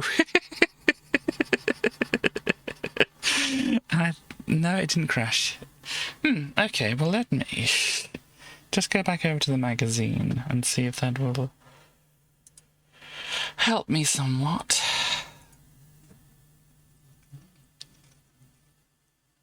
It says here, myth. So it says here. Decided to have a read while the demo loads, huh? It has to be said the loading speed is pretty slow. Still, it gives you a chance to get some fairly important lowdown information on the game. Myth is set entirely in the land of legends, or myth, as you might say. Make-believe and government unemployment statistics. Oh dear. Nothing you find, and it really exists. So don't go hiding under the bedclothes, because nothing nasty will leap out from your computer, honest. In the game, you control a hero-type character. Let's just call him Bod. Bod can run, jump, punch, and kick. He can also pick up and use extra weapons that he finds hanging around, which is useful as some of the monsters are pretty tough. The idea of the full game is that you have to guide Bod through several difficult levels, each with a different character. In this covetous demo, only one level, the Hell level, is available. That's why the monsters are all of the typical Hellscape variety. There are skeletons, gargoyles, a hydra, a devil, and a huge great demon too. To finish the demo, you have to kill a hydra at the top left of the level. Keep going left until you reach the exit. Hydra top left. Sorry, I'm not good at directions myself, but I think that's the top right, isn't it? Never mind. Can we get a ban in chat, please? So... Not easy to sound is none of the weapons easily available to you can harm it. Okay. Thank you very much. The first thing you have to do is to release the tortured soul chained to the ceiling. Okay. This is easily achieved with one blow from the sword. This achieves nothing in itself, but it will call up the demon from the lava pits at the bottom of the screen. Once the demon is around, you may see him if you're close to the lava pits, you'll hear a deep booming laughter, louder than normal. You'll also be stuck on the same area of the level for a few seconds. Don't let this bother you. When the demon has been and gone, a red devil will appear somewhere close to you, fire a few balls and vanish again. This keeps happening until you run out of lives or you kill him. The most effective weapon is the lightning bolts, preferably fired into his back. To avoid his shots, jump into the air so they pass underneath you. Once you have killed the devil, he will go for good, leaving his trident behind. Pick it up and move towards the hydra. It makes sense to build up some energy. First from the gargoyles. Once you're near the hydra, select the trident and let it loose, one dead hydra. Then keep jumping left until you walk through the edge of the screen. Demo completed. Yeah. What technically is a hydra? Because I don't think... Yeah, I don't think that's technically what it is there. Never run after the gargoyles. They can move faster than you can and frequently turn around and bite you before you can react. Just wait till they get close to you, then kill them. Sweeping behind you with a sword seems the most reliable method. Don't get too close to the skeletons. If they're right on top of you, they can hurt you, and you can't hit them. Always hit from a distance. Kill all the gargoyles you can. Get energy tokens out of them. This will build your energy back up, so you can't afford to take more damage. Pick up the lightning bolts you can. They are the most effective weapon. To get out of trouble, jump. Never fall into a lava pit.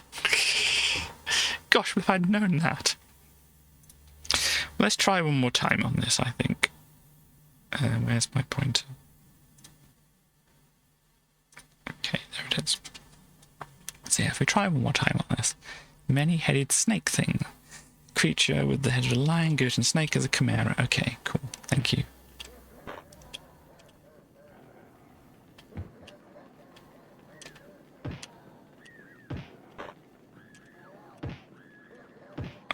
sword. Let me get the sword.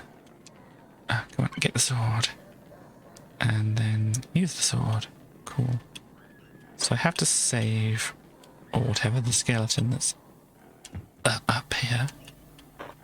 And then there's going to be a laugh or something.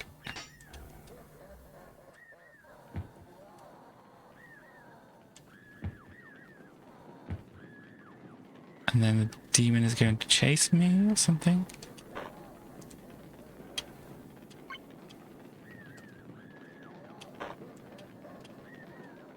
That is what it said, wasn't it? Oh gosh. Oh gosh. Well, this is a bit of a demon, isn't it? Indeed.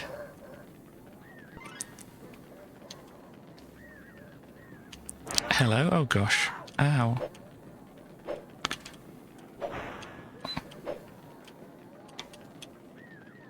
Where are they? They're over there. Gosh. Did say to jump out of the way.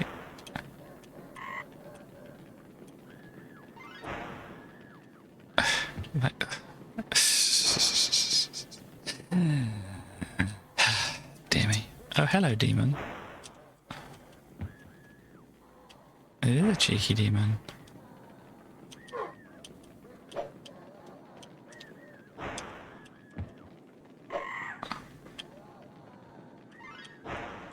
Did it say to use the fireballs on these? Oh gosh, I can't remember.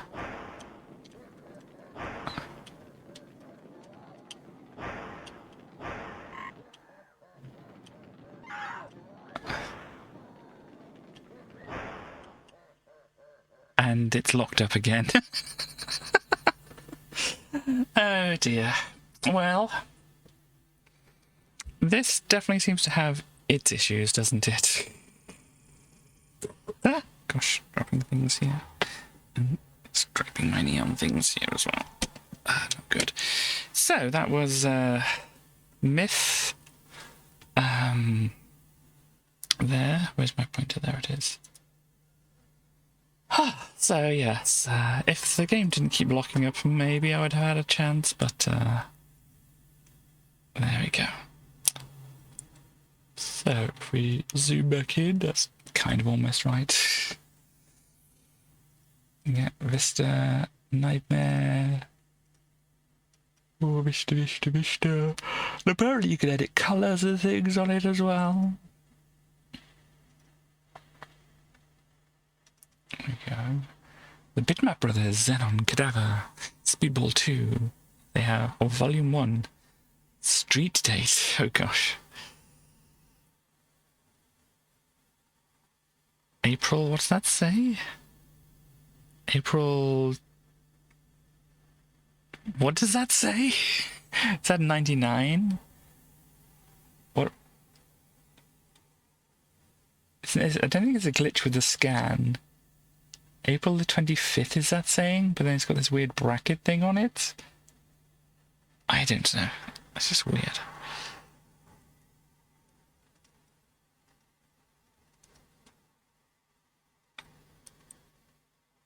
Well, no, because...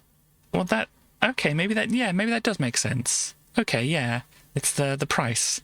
Street date April. I thought that was going to be a date. Yes, thank you very much. Thought it was going to be a date, but yeah, that isn't very obvious, to me at least. But let's go back over here. A690, rescheduled, renamed, revealing. CD-ROM drive for the Amiga.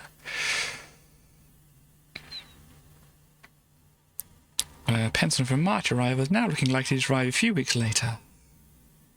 Yes, a date would make sense, but I don't know. It was very complicated, or very confusing to me. You're now reading Britain's best-selling computer magazine.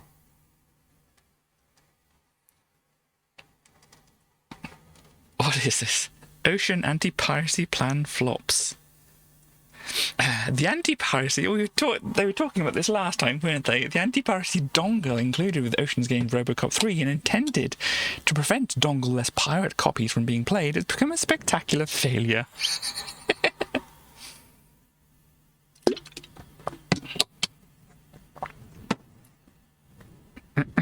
A cracked version of the game, which plays fine without the dongle, was received by Amiga Format in the post only days after the game's release. Comments by Ocean Software's director Gary Bracey, speaking to our sister magazine Amiga Power, reveal the cost of the exercise. We evaluated the whole dongle idea along with a number of other software houses, but nobody seemed to be very keen to put serious resources into it, so in the end we decided to put our money where our mouths were. Were you being attacked by dongleless pirates earlier? Ocean claimed that the increased £35 price of Robocop 3 does not include the buyer paying for the dongle's development. We've done our bit, done something positive about piracy without passing the cost on to the consumer. Copy protection is not necessarily aimed at the crackers so much as to discourage the casual copyist. Yes, though it was grating that you could download the entire game from bulletin board within 2 weeks of the game going on sale, I think we can safely say it won't be pirated by the man in the street, says Bracey, in which case you might not imagine that the cracking of the dongle would be such a disaster. So will they use the dongle idea again? We know how they got past the Robocop one, and we can make sure that they can't do exactly the same thing again. But the way I feel at the moment is that someone else can try it next time. We're jealous of your dongles, yes. So here's a Robocop going to a rehab zone, apparently. Robocop fails to quash the perpetrators behind software piracy. Ocean says someone else's turn now. But yes, the pirates will always be one step ahead. And it's a bit silly of them saying, the pirates can crack it. Yeah, it's silly though, saying the pirates can crack it, but the man in the street won't. No, the man in the street, or whoever else is in the street along with that man, would likely to buy the thing from the pirates. So, or download it from one of these bulletin boards that it mentions. So basically they're telling you how to pirate it. If you find these bulletin boards, then you can pirate software. Apparently, during these times. But yes, NVIDIA anti-mining, oh gosh, and all the other kind of copy protection things. It's just basically to stop the initial ones being initial sales. It's just to keep the initial sales, but not necessarily prevent anything down the road. Yeah, got a bunch of other happened. Whatever happened to Mirrorsoft? Mirrorsoft, who are the publishers for recent classic games as Megalomania and First Samurai, went into liquidation just before Christmas. This came as a big surprise to the company's employees who believed that Mirrorsoft is in sound financial shape, despite the Robert Maxwell scandal. Oh dear. But it seems that even a healthy company can be dragged down when a large gentleman drowns. Gosh. Mirrorsoft was directly or indirectly a Maxwell company. Oh dear. Well, most of the programs owned by the company will now be sold off to other companies. The closing of the company has left many frustrated game players out there high and dry if they were expecting replacements for faulty discs or the like. Unfortunately, as things stand currently, there's nothing anyone can do to help. No one is legally liable for Mirrorsoft's debts. Amiga Format blames the government. Good for Amiga Format. Nothing's changed. Oh, but yeah, if you want a bit of history and whatever, there's a bit of history for you now and how it affected people at the time. Yeah.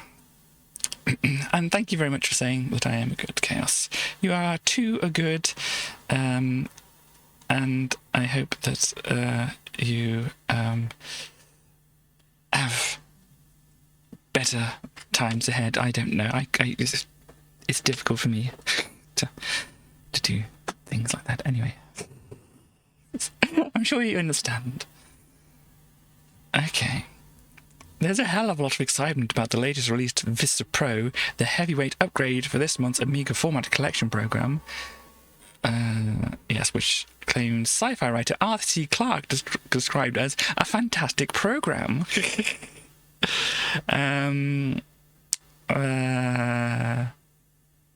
Include fractal trees. Well, that's definitely better than triangle and certainly words. That's okay, I'm sorry. I kind of just... very spooky. Chaos is very spooky. I may feel uncomfortable saying other words, but I can definitely go along with the spooky. Include fractal trees. Yeah, definitely needed a bit more than the triangle trees, didn't it? Improved colour, new features. Needs 3 megabytes of RAM. Wow. But the extra memory is going to look at astonishing expect a full review next issue. But yeah, that's not a sarcastic 3 megabytes of RAM. Wow, that was actually, you know, considering the Amiga, 3 megabytes was definitely a lot more than most people would have had. Oh dear. This PC compatibility gets competitive. The competition amongst PC bridge boards and emulators looks set fair to get the competition very quickly. I don't know what they're saying. New 386 bridge board soon. Commodore expected to announce it. Oh wow. And consequently drop the price of their 286. So this is the will be Intel 386, 286 things, and 386, which is, you know, so the architecture which most PCs are built on, or built on top of nowadays. Obviously, there's lots of differences, but that's the main thing. You can still run the 386 software in some form or another on a modern PC and such. GVP launched their 286 PC emulator on a tiny card. Yeah, is it really an emulator if it's on a card? It's yeah, anyway. Software houses commit to dual format with CDTV. Dual formatting will become a cost-effective way to reach both markets. CD-ROM previously wary CDs seem to be willing to commit themselves to releasing disc and compact disc as well. It can be whatever it wants to be, Katie. Don't be a negative Nancy. Okay. Gosh. I've never thought of Nancy as a name for myself, really. Amiga Format has always felt somewhat wary about the policy of publishers converting old games to CD because we believed it was an underuse of a CD which can hold 650 megabytes of data to slap a 500k game onto it. However, if the latest game is available on CD at the same price as the disc version, the computer user is not losing, so we feel it could be a positive step. Yeah, that's not going to encourage people to actually get CDs, though, is it really? Some other stuff. And we have a Jimi Hendrix down here. Experience the purple haze with all your favourite 70s icons. What is this? Amiga CD leans into new hi-fi technology. You're encouraged to get CDs now, indeed. 2 exciting new developments in hi-fi CDs are currently available more or less exclusively to Amiga CD TV owners. The first is CD Plus graphics, in which audio is accompanied by some picture data. The second is CD MIDI, in which audio is accompanied by MIDI data. Never. Yes, I saw something about this, or didn't we see something about this in a previous magazine? Both systems have been pioneered by music publishers Warner Brothers. It was about like karaoke things and well, wasn't it? Well, there's no warning that takes you to the promised land, hearts made of crystal. I don't know. It seems like it's a song, but I don't know who that is. So there's no time for private vendettas. There's no time to know who you are. Somebody... It looks like a clown over here as well. And they've also got Jimi Hendrix there as well. CD plus G or CD plus graphics discs are essentially just normal hi-fi audio discs that can be played in any CD player. However, with certain kinds of high-end CD players, you can also get a video output from these discs and feed it to your TV. When it says video, it looks like more like static pictures in very low colour resolutions and stuff like that. But anyway... data available for pictures is limited on these discs. Yes, indeed.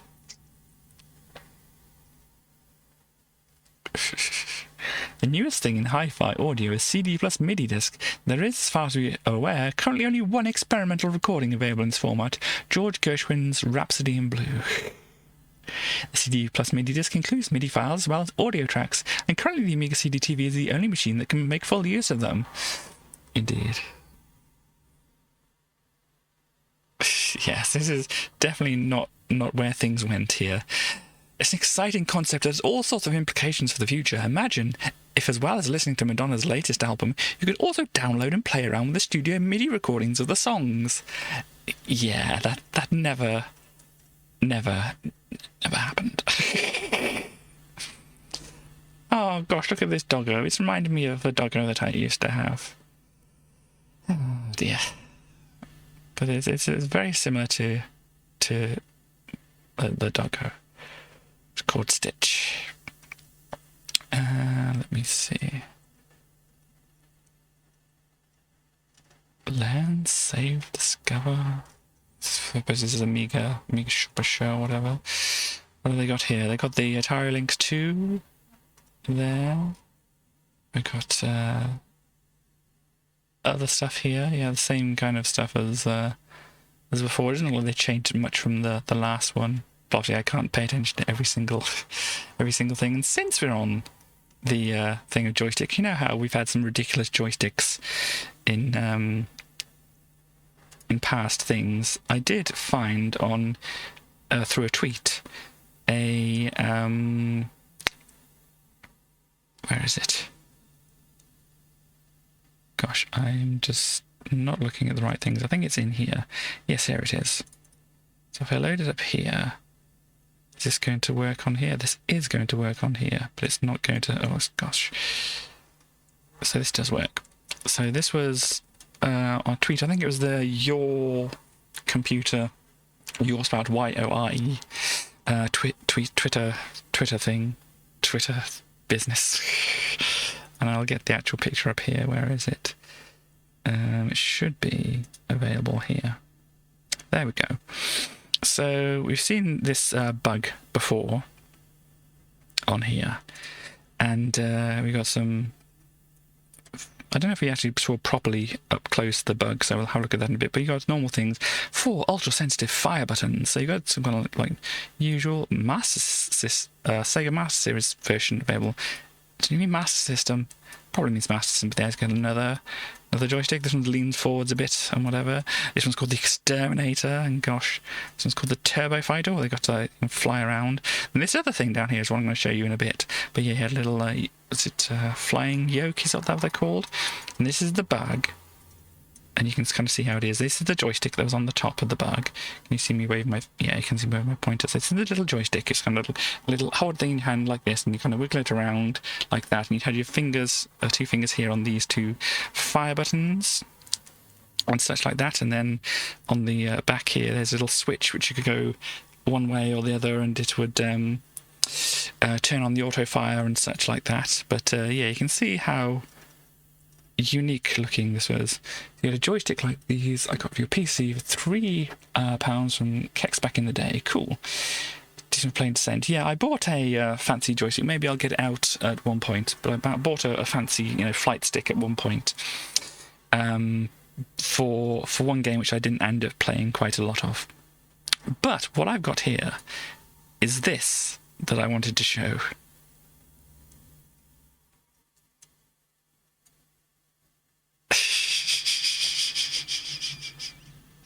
Oh, I don't think you can see it properly the way it's been framed here. Let me actually get this sorted out so you can actually see it properly. Because it's, framed differently to my other pictures that I was showing off before. Gosh, can we get this? Here we go. Friend, indeed. They are very, very friend-shaped. But, let me actually go back to the bug here, because I don't know if you saw this properly. But this is the bug here. Let me actually get this over here so I can see what everybody else is seeing.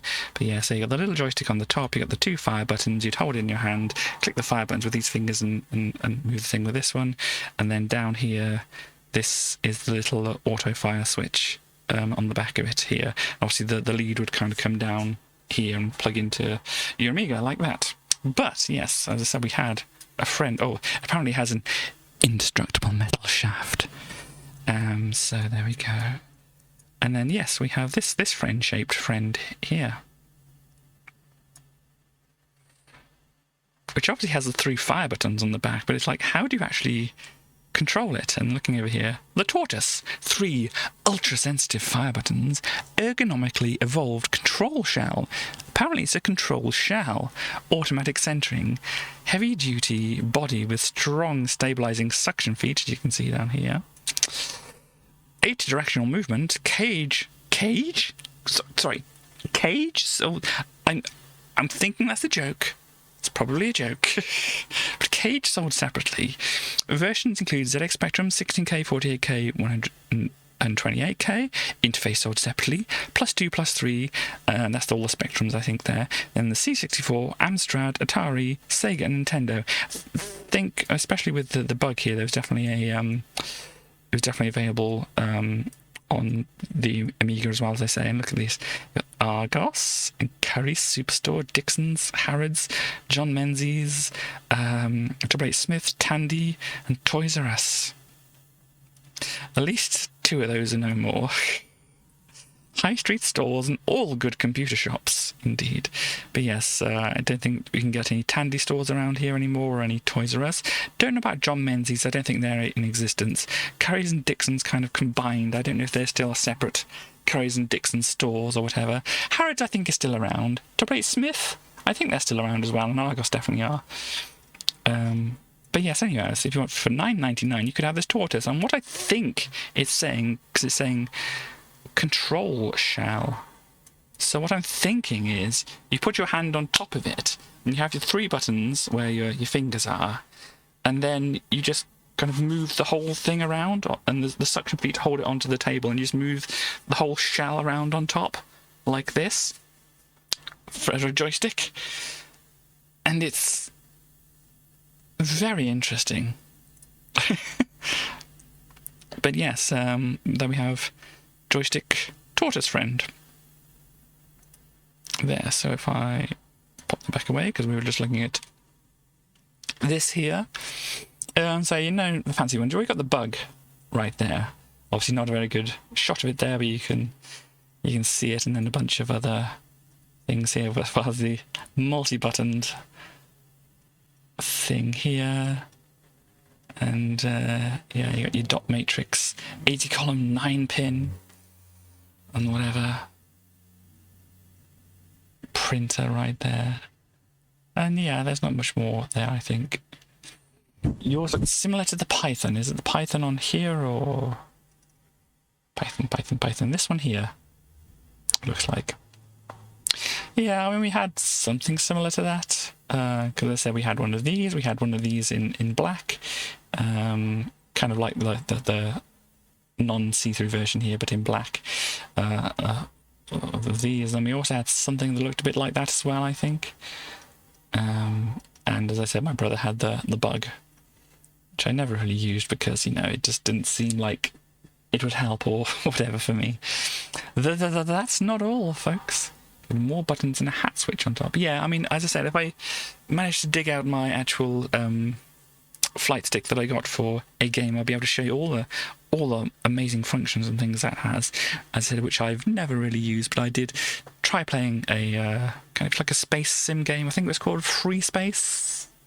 I think that was it. But anyway. That's not all, folks. Animation is one of the best things you can do with your computer. So this is like the how to do animation on the Amiga and such like that. Years ago, you'd only expect a big animation company like Warner Brothers to produce classic cartoons with characters like Messrs. Fudd, Bunny and Duck. But that was then, and this is now, because with your Amiga and a paint package like Deluxe Paint, you can produce great animations on par with old Bugs himself. I don't think it's quite on par. Don't think it'd be quite on par. But yeah, here we go. Eric Schwartz here. And this was it Amy, the squirrel, wasn't it? Coming on to whoever this is, I'm imagining, or fighting them, or both. I mean, you know. Yeah, anyway.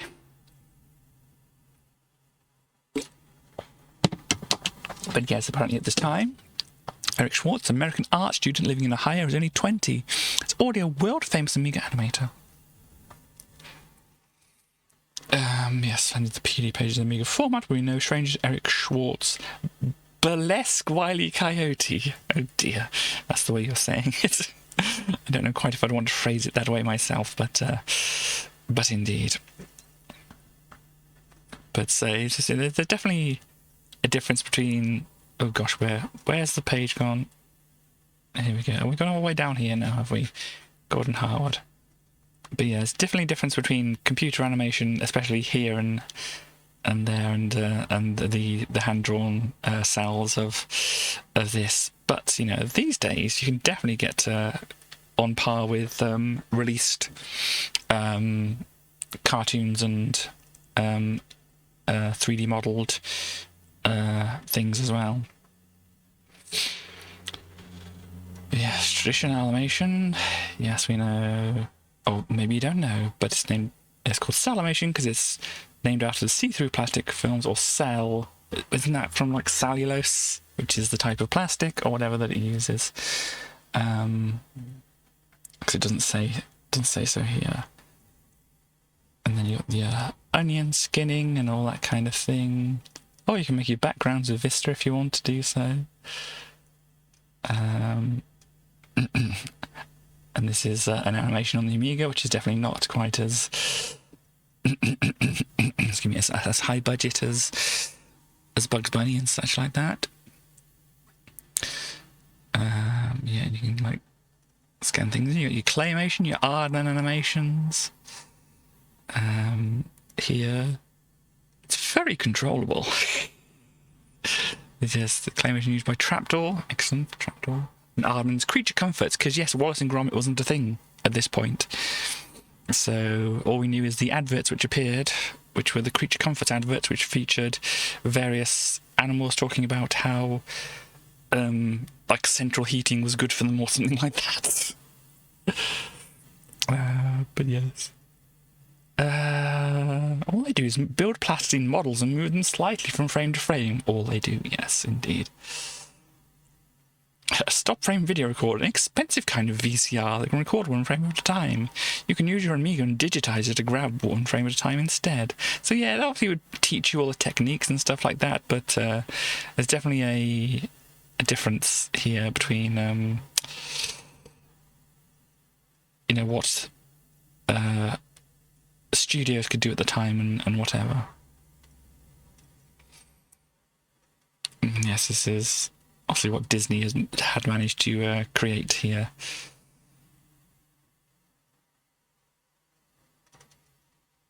On the Amiga. Oh no. We have more cricket down here. This time it's Ian Botham's cricket. But it's still cricket. Maybe it's more playable than the one I played. Yes, we got to see the little animations and frames here. So those two are hanging out in the cinema, which is completely empty apart from them two. This character decides to get a little bit frisky, and oh gosh, yes, definitely very frisky. Oh dear me. And oh dear, yes. And yes, it's yeah, let's yeah, fine. Dear me, you never quite tell, can you? But here's your the stretch and squash thing. So if you want to make things look a little bit more lively and whatever, you can do this kind of thing as well.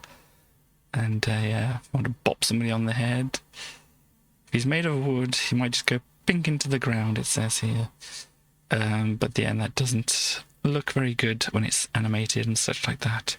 And yeah, you get a lot of information about how to do some animations and things like that, so they did very well. Oh yeah, this is the tin toy thing. Widely accepted computer animation is John Lasseter, whose famous tin toy animation has just been honoured by an Amiga imitator. Okay, so that's what that is, and here's some other things here. Let's see, adding sound to your animation and lip syncing. It's going into a lot of detail about all this kind of thing.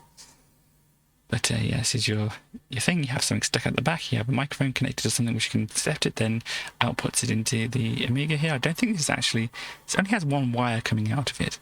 Goes around... Is it around here? Around here? Into there. So where does the microphone go? This is a big squiggle. I can't make heads or tails of it. But there's only one wire going into here. And there's two wires coming out of here, so I'm not sure where the other wires go. Anyhow, well, there is that. When do I do the soundtrack? Indeed, I just get a lot of information about how to do animations and things here. Yeah, this was not the person who was doing the Games Master, but this is the actual kind of set, I suppose, digital set of Games Master, and Patrick Moore's face would have been in there instead of this person here. I think it's probably like Neil Jackson. We couldn't get that bloke off the telly. What's his name? Patrick Moore? Oh dear. Oh gosh. These reviews are too strong for you, Traveller. Oh gosh, look at all this going on. Yeah, these reviews are definitely too strong for any of us. Ah, gosh.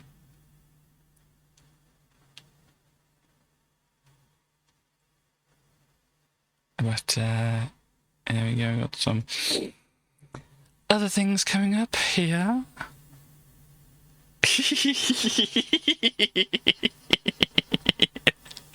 Well, there we go.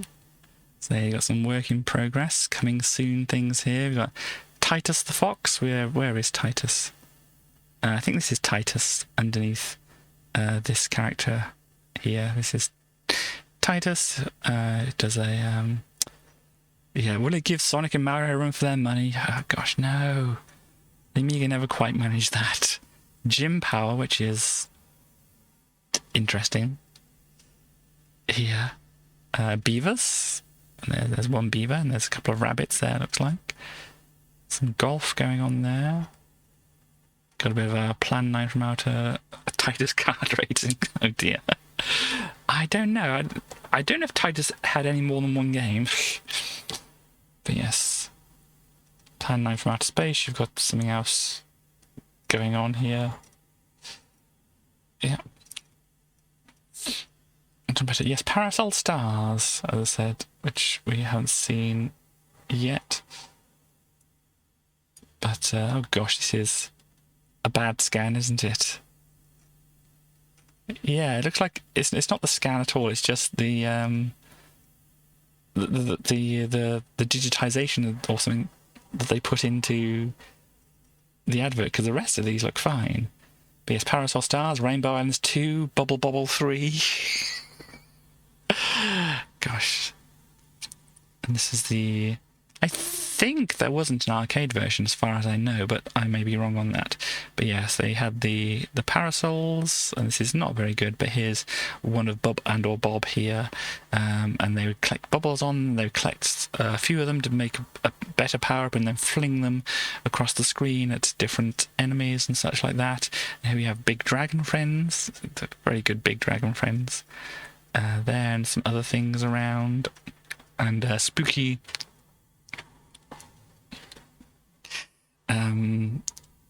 yeah, got Bubby and Bobby. They call them Bubby and Bobby here. Sometimes they're Bob and Bob, sometimes they're Bubblin and Boblin. I think that's when they were the dragons. Other times they're Bubby and Bobby. I don't know if they had like a specific... This is definitely their name. And then other forms of it are just whatever. But if you like your memes, here's some of your memes. John Madden. Why is it that most sports sims are dead boring? We've all seen them. Bobbin' and Bubble Roll. Very good. Masquerading as accounts packages with no action. Those are the manager ones, but never mind. They're not all like that. So here you get the John Madden American Football.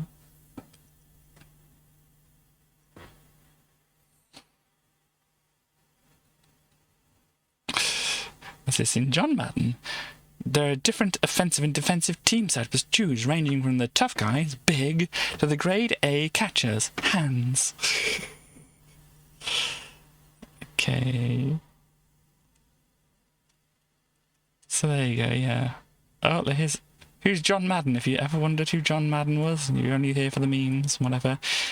This is a John Madden here. So, John Madden reached fame as the head coach for Oakland Raiders, who later became the world-famous Los Angeles Raiders. He He was promoted to the top position in 1969, nice, at the age of 32, making him the youngest professional head coach in the history of the game. During his 10-year term at the Raiders, Madden drove the team on to win 7 Western Division championships and the 1977 Super Bowl against the Minnesota Vikings. In 1979, Madden retired due to heart trouble and became a football commentator for an American TV network where he can still be heard today. I don't know if he can still be heard today on that network or whatever, but anyhow. A percentage of programs made for the Amiga games versus things like art or counter stuff. Oh, gosh. I think possibly a lot would have been games. Because even like looking through this one Amiga format, which is not, you know, solely focused on games, on like productivity stuff as well, you still see like a heavy leaning towards the games. So I think so. I mean, I do have a collection here which I could examine and see what is in certain categories and such like that. So if I just go through here and see, got Amiga stuff here, games. If I say properties on the games, it's going to count things up here. How many files? About 33,673 files in the games. And then what else we have? Applications. Let's just have a look at that one. That one says, when it loads up, 4,113 files. So yeah, other things we've got in here. We got the educational ones and the educational taken one, 596 files. And yeah, so basically the games were definitely won out a lot more than anything else here.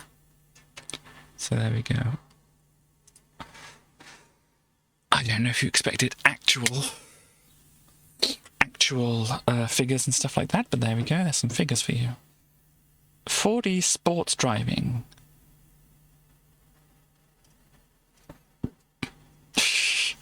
Please wait. You seem to have crashed your car. Please wait. Here's one screen you should get familiar with if you're planning to spend a few hours with this game.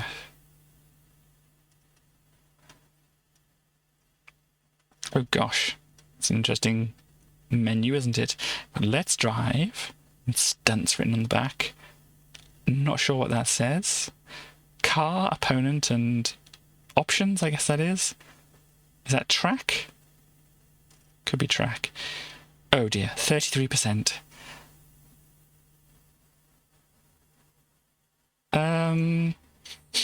Yeah, the Amiga obviously was a... it wasn't really either a PC or a console. It was in some ways a personal computer, but I think they still consider them to be like microcomputers in those days or whatever. So, you know, you could do personal computer stuff on here. As I said, you could do art, you could do music, you could do all that kind of productivity, like word processing and things like that. But also you could do anything else you could do with the computer. It just depended what software was available for it and what hardware could interface with all these things at the back and stuff like that. Ooh, let me put that back down. But yeah. Yes, microcomputers. Yeah, technically it'd be considered one of the computers rather than a console. Things like the CD-TV and later on the CD32 would have been trying to be more console-like. I'm not quite sure exactly what the CD-TV was trying to be, really, to be quite honest about the whole thing. But there we go. Stormmaster. Gosh, this is like what's that meeting in the Lord of the Rings where you can have my jester hat and you can have my thing around my neck here, and take my snacks too, or whatever. Anyhow. But yeah, there's a bunch of stuff happening. That's an interesting machine here. The Ogli. Imagine gaming out all day and your dad's just like, I need to do my taxes, yeah. That said, the way this worked in our house is my dad was like very interested in technology and stuff, he would buy these things and use them himself and realise that he wasn't necessarily terribly interested in this particular thing, so he'd like give it to us and then buy another thing and then play around with that a bit, realise that wasn't kind of his thing, then give it to us, and then always just like buying newer and newer things like that. But yeah, generally the way it went is like my dad was very interested in these kind of things, so that's why I have the Amiga 600 here, because my dad once bought it thinking, oh cool, it's got a hard drive in it and it's, you know, shorter and like more powerful and things like that, and then decided to use it a bit, and then was like, I'll swap it out for something else instead. But yes, yes, whatever this game is, it's certainly something happening. Give it 90%, so they liked it quite a bit. Yeah, it looks like some kind of tactic kind of game or whatever, I don't know. What does it say over here? If you were to mix the ideas of the Wright brothers with those of Heath Robinson, I think that's kind of like, wasn't Heath Robinson somebody who did something similar to Rube Goldberg? Sometimes Rube Goldberg devices, I think, in England can be called Heath Robinson devices. So that's what it's saying here. Kind of early flight with the kind of, as I said, Heath Robinson or Rube Goldberg type of things. Aircraft from Similar's latest release, Stormmaster. Quite unique game, is mainly a test of strategic ability, but the occasional bit of arcade action is included. Okay.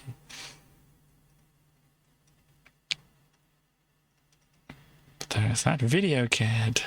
I remember playing a demo of this. This is the titular Video Kid here. And it's obviously a very cartoony kind of thing, and you have a an owl's eyes that pop out and hoots out of its belly or something like that. I said, who's a pretty boy then? This budgie from hell flaps up and down and aims deadly hoots at you. Indeed. Scary stuff indeed. Time for our Billy to unleash one of his 2 remaining smart bombs, methinks. Okay. Billy's a wizard, you see, and as everyone knows, wizards can fly, so the whole of his adventure is gravity-free. Platforms, who needs them? Oh, it is. I remember now, it is a shoot-'em-up. So yeah, you might have thought it was going to be a platform game, but it's actually a shoot-'em-up. And yeah, this was on a demo disc. I remember now. I don't know if it's one of the Amiga format ones, but it's one of the ones we'll get to eventually. So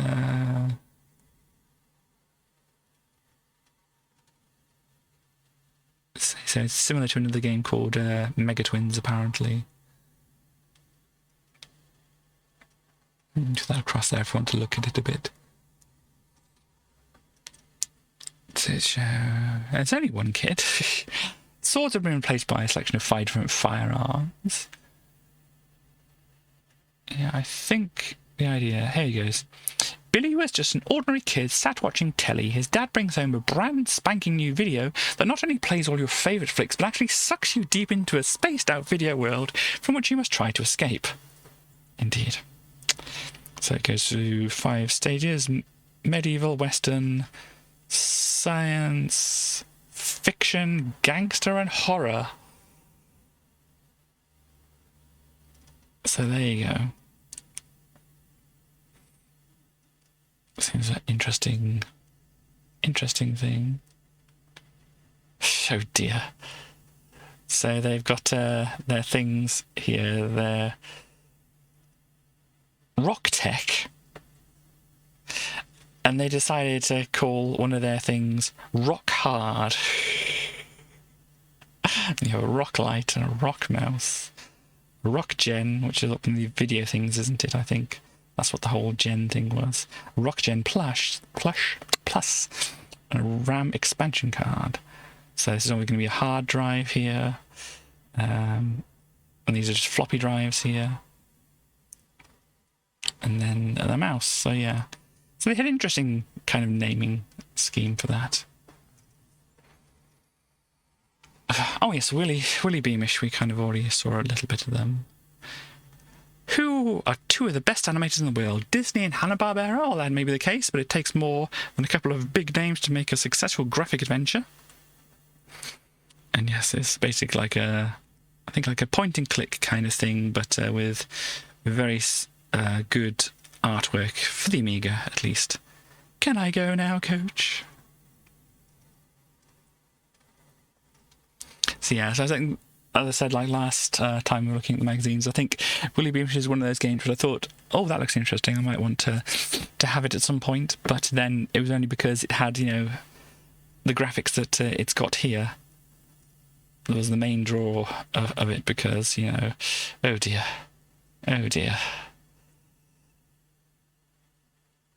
Gosh.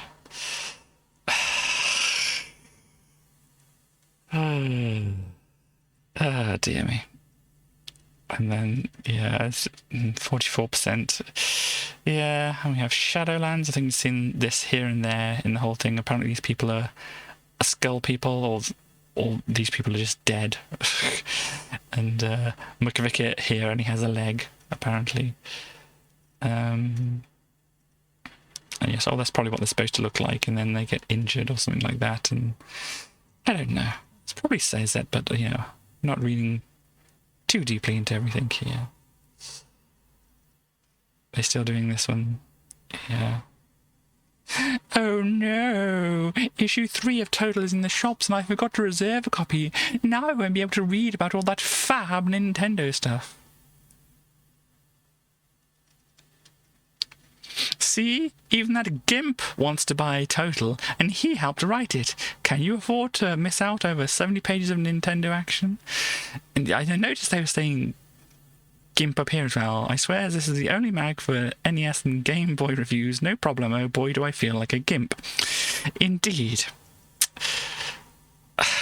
I'm not sure exactly what meaning they were going for there, but yeah. And appropriately, here's Leisure Suit Larry 5. Oh gosh. But yes, Leisure Suit Larry, another kind of point and click with this rather sleazy individual, wasn't it? Loud color, quiet printer. Well, this can do Pride rainbows. It even has the stripe for people of color and stuff in there as well. So, you know, that's neat. Vroom. This is a great title. I love it. 3D perspective of racing track. Well, 3D.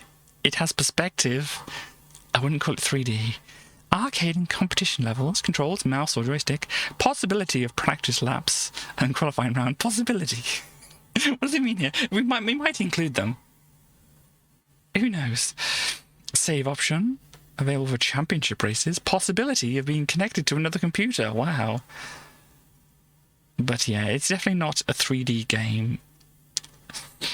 But it definitely features perspective. And here we have the Pinball Dreams. I think we saw a little bit of one of these or two of these pinball games before, didn't we? This is Graveyard. I know people like their spooky stuff. This is the Graveyard map. We have skulls up here. It says die across the top. And then this is Graveyard and lights here. It's got spooky eyes all over the place. And here's the Graveyard down here. Here's Nightmare in all its ball-busting glory. Indeed, that's what it says here, by the way, people. I didn't make that up. You only ever see half of any one table at a time, but the silky scrolling ensures a smooth ride up and down, even when the pace hots up a bit, which it does often. And then we have Steel Wheels, which you've got a train on. People like their trains. Here's a train table. Ha ha ha ha. Not quite a timetable, but you know. KM Wonders. Yes. The Space Cadet pinball. I did actually, when I made a Windows XP virtual drive kind of thing. You know, I use VirtualBox to put Windows XP in. I actually ripped out or copied and pasted over into actual Windows on here the thing here. Actually, since you're talking about it, let's see if I can actually find out where that is. So is it in here? Is it in here? Shared folder. It is indeed in here. So I should be able to, once it gets past this screen here, once it loads up and such like that, if I add in... Yes, I did see that recently, in fact, that it was indeed... Oh gosh. No, I didn't want to do that. That's not what I wanted to do. Let me delete that. Yes, I do want to delete that. We're not on that thing. That's the old one as well. Gosh, I completely messed this up, people. I apologise. Yes, I only learned that recently as well. Maybe we saw the same thing. I vanished. I did vanish. I meant to add a thing to a different thing. So let me do this here. There we go. That's what I want. This is what you're talking about here. So, since you're talking about it, look at all those lights come up. New game. I pull back. It's not making noises though, for some reason. And how do you do... Oh, that's bump. Oh, there we go. It's very small on my screen. But, is it that button? No, it's space, isn't it? No, yes, it is. So there we go. It's very tiny on the screen here. But what I liked about this one is you could kind of do this. just hold the ball there, and then when you're ready and you can think about it, you say, oh, I want to try and get it up there instead. Okay, no, I didn't do that. And then, oh no, I got the thing at the top wrong. There we go, and then we switch. Oh, I went into the wrong place. Never mind. But yes, it's very tiny on my screen here. Can I flip it over that way instead? Oh no, that went too high up. Can we? Oh. Almost quite what I wanted to do. Let's get it over there. And... oh, it's spattered out over here now. Boink. Okay, over there. Oh, what happened here now? And then I want to get it there again. I want to hit some other things at the top there instead. Okay. Windows 95 indeed. Stars just reminded me of this game, so I thought, since I ripped it from Windows 95, for some reason it's not playing the sound effects though. Maybe I just turned them off at some point. Let me see. Options. Sounds. Oh, did it? Oh, F3 to resume. Ah, there we go. I think I've got the pointer on the screen as well. Sorry about that.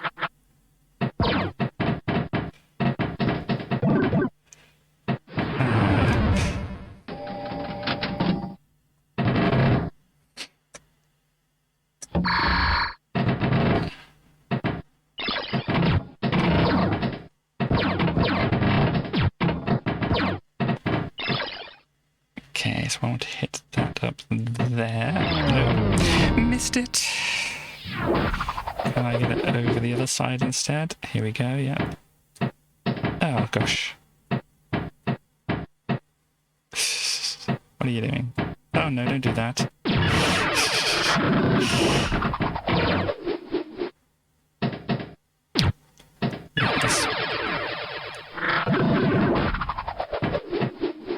Okay, then we got to get up there.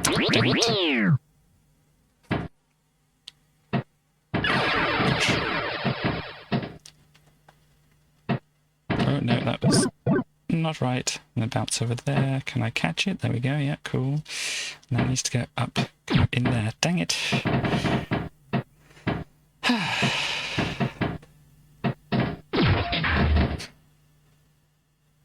Can it bounce out? No.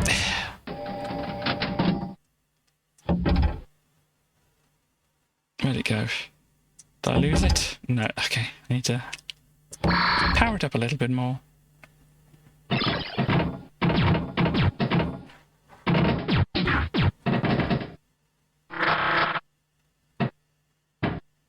Okay, bounce back over here. No.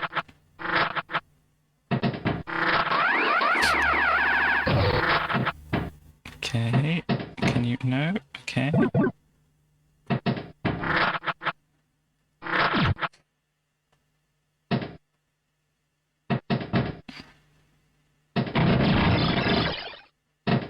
Ah, dang it. Wonderful. Oh, there we go. I get to be on the high score table. There we go. But yes, it did make some very good sound effects. Like this.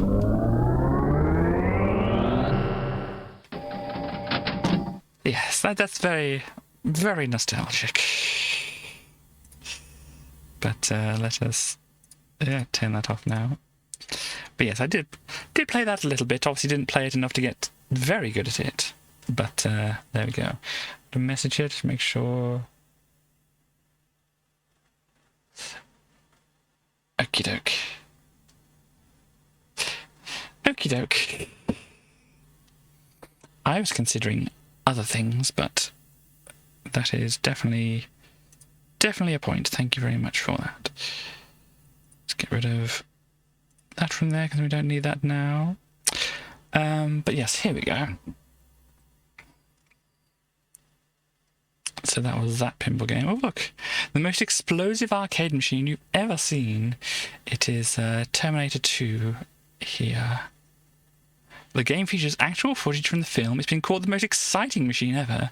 You could be the lucky winner.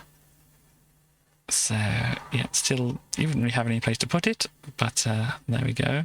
You could win a Sega Mega Drive and a load of games from Electronic Arts, apparently. So, yeah, we have James Pond here. And then Robocod up here as well. Any other ones I have played or whatever. I got Populous down here as well. But yeah, there we go. So that's your Mega Drive, which you could win here. Return of Medusa. Look at this. Ouch! Blue Nasty unleashes its fireball in your direction. If you haven't got a gun and some ammo, there's no way of fighting back. Peter Bolognese. Indeed. Let's see here. Hair-raising havoc. So this was another Roger Rabbit game. We saw the one Roger Rabbit game. Chance to take control here. Beware, six disc cartoon adventure has serious strings attached. Firstly, you must have a hard disk with 6 megabyte tree attached to your Amiga. The game will not run from floppies due to the quantity of samples and animations which need to be accessed at runtime. Secondly, you need at least a megabyte of internal memory to get past the loading sequence. And even then, the spectacular special effects are loaded during the corresponding animations, causing the screen to freeze momentarily. Each time something happens, you can run the game in silent mode, though why you'd want to do that is anybody's guess, but a 2 megabyte Amiga is the approved way of making the animations run smoothly. So assuming you've fulfilled all these criteria, what do you get for your money? A 6-scene adventure, wow, each with roughly 10 Space Ace-style interactive bits, some excellent cartoon noises, and the jerkiest screen scroll ever. All this and a countdown timer too. Play the game once and you'll never want to play it again. Disney might make classic cartoons, but they sure as hell make duff computer games. Next. And yes, we've got it as 25%. Please, indeed. Maybe fun, but it's agony too. Oh dear. But yes, as I said, it's basically press the joystick in the right direction at certain points. Oh, that's not it. to have effects in the game. Wolfchild, so we got a Wolfchild there, some more soccer game going on there, Big Run. Oh gosh, that doesn't look very good for the car there, does it? It's a very... Something seems odd about the perspective and whatever of this, but I'm sure maybe it's just the weird perspective is given by the rocks and that, but this car looks maybe a little off as well. It's definitely not one of the, was it F40s or whatever, other Lotus, wasn't it, cars before. This is a different car instead. So, you know, there's at least that. Porsche 959. Okay. Does it really have that many windows on it? Because that seems like an excess of windows on the side there. Space Gun by Taito. Yeah, it's like a kind of shooty game which you would have played on an arcade machine, but obviously probably just use the mouse to do it here. And that's very, very xenomorphy, you know, the whole alien style xenomorphy. Just doesn't explain things very much, but you know, the 911 but a modified and a hell of a lot rarer. Okay, so they're still going for like the almost the stock cars that they would go for, but whatever. We've got a hockey over here as well. Mad Dog Williams. Interesting. Leap into the Jaws of Death. 5 discs. And it's like a Monkey Island type of game. Okay. Interesting. Borobudur. They have their astronaut or whatever, and there's the Harlequin thing again as well. That got 78%. And yes, it's still got this same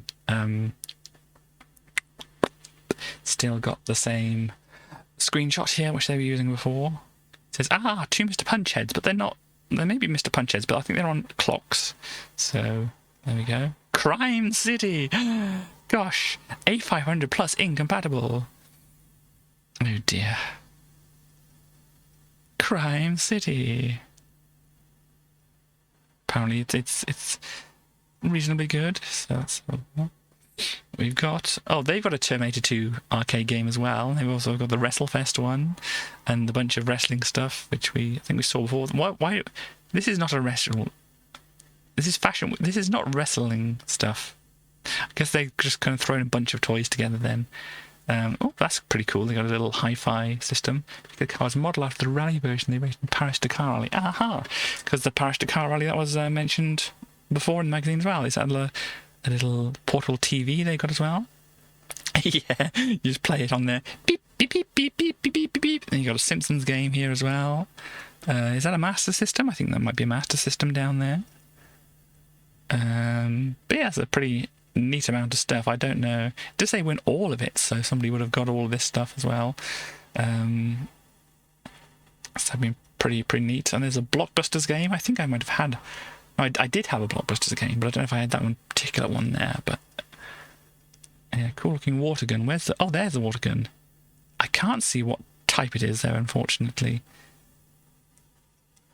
Would it be like one of the Super Soakers? That was one of them, wasn't it?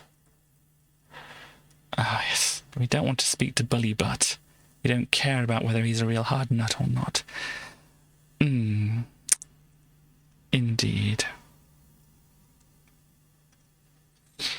Oh, Cheap and Cheerful. They got the budget releases now. So this is James Pond being sold for $7.99 here. Gosh, I just want to scroll across a bit. Combo Racer. Quick Snacks, of course. There's Quick Snacks. Remember? Oh, they made the joke before I ever made the joke, but I thought of them independently last.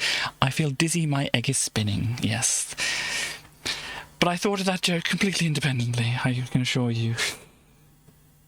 If you're hard-boiled enough not to get the yolk, it might be because Quick Snacks is aimed at younger players. Better to poach an old copy of Scramble or something. And yeah, Rick Dangerous, which we haven't currently seen on the stream here, but a little platformer kind of thing going on there. Oh, here you go. Here's something for you, stars. A Toyota Celica GT Rally. Obviously, you can't see the car from outside, but there we go.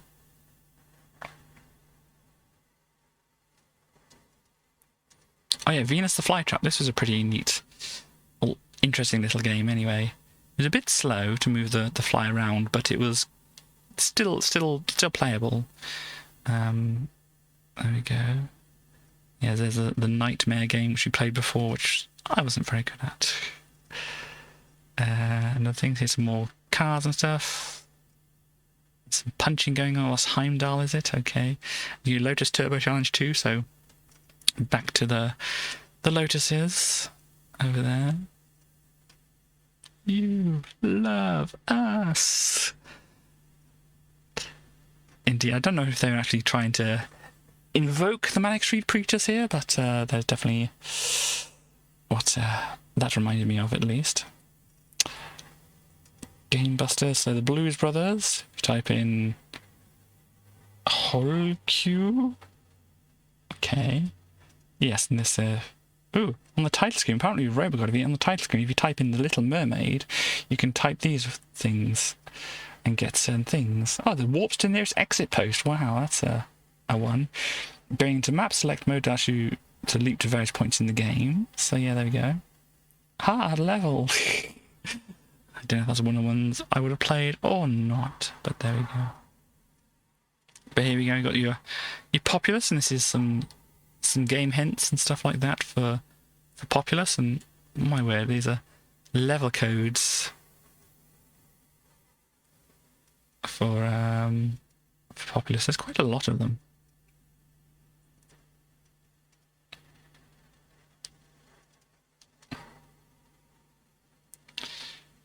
But yeah, that killing game show. These are the maps for it.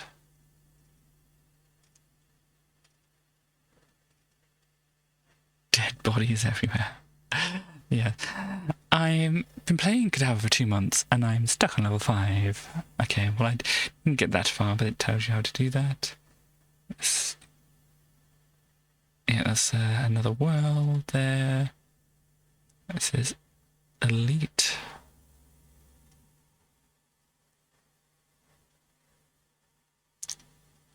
Cool, there's some information. What's this? Game called Yogi's Great Escape, which I like, but I can't get past level 3.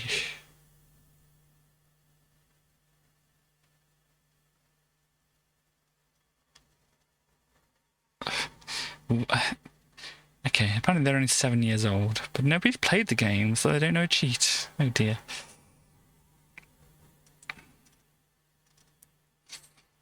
Action replay, other stuff. Coming contraptions, what have we got here? Page stream. Presentation master, like slides and things here as well. Super Jam. So yeah, so whatever. This original little music package comes in a record sleeve, complete with an LP. This contains a number of demo tunes that show what you could achieve, while the program itself is a sample player. This lets you assign samples to the various keys of the Amiga keyboard and play it like an instrument. Okay. So basically like a sampler of some kind. Is that a label maker? Okay. Gold Star TV monitor. Wow. The rather unique feature of this television/monitor combination is really the price. For about 200 quid, it's simply the cheapest that is available. Remote control colour TV, so you can stick it in your bedroom, kitchen, or wherever and watch Neighbours, if you so desire, or the latest episode of Games Master. But it doesn't stop there, because it's also equipped with a SCART connector that allows you to plug in your Amiga's RGB video signal to get a full monitor quality and stereo sound.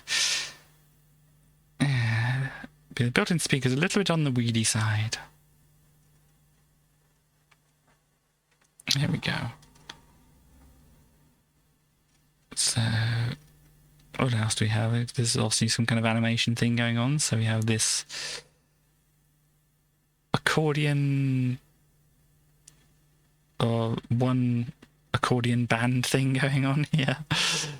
Because they have a drum and a hat on top of them as well. Which is a pretty neat little thing here. And that's where this picture comes from, apparently. And this is the coloured in version of it down the bottom there. Yeah, it's like an animation thing here.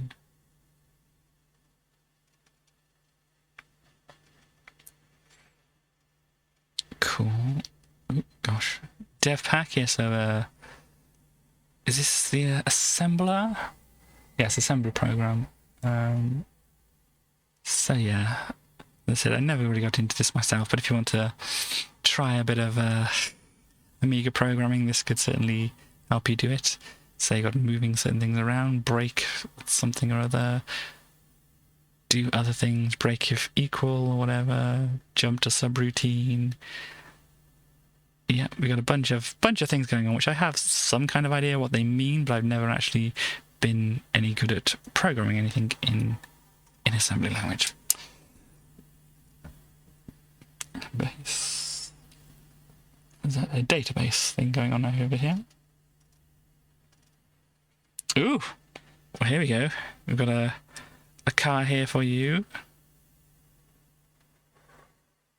Quality second-hand cars at giveaway prices. Is this what the type of car is? A group B? A group whatever? It looks like it's probably something like German, so it's probably not a B, it's probably one of the other letters, which I'm not. Is that the double S kind of sound? I don't know. But anyway, here's a car.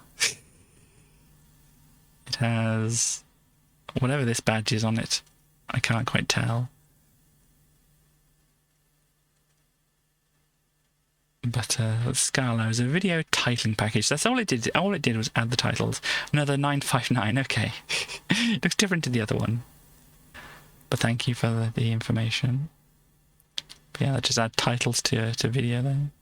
The road going version. Okay. Pixel 3D. As I think we saw something like this before, it just kind of takes flat images and kind of stretches them out to make like 3D things. Animation with the Graphics Workshop. Oh, that's the thing they gave out for free previously, so that's how to do some more stuff. Oh, here we go. Captain Diamond again. In the lab of evil Professor Price. Oh, no, we saw this one, didn't we? Yeah, we saw this one before. Well, they're repeating the cartoons now with the prototype version. Okay, cool. So yeah, they're repeating their cartoons now. And have somebody else do a new one. What's new on CD? There's an encyclopedia. The Heroic Age of Spaceflight we've got over here. There we go. For the most part, this is how you'll be watching the action. The display area for live action is reduced to a quarter of the screen. Oh dear. There's an awful lot of very good footage from the NASA space missions from the launch of the first Apollo rocket to the space shuttle.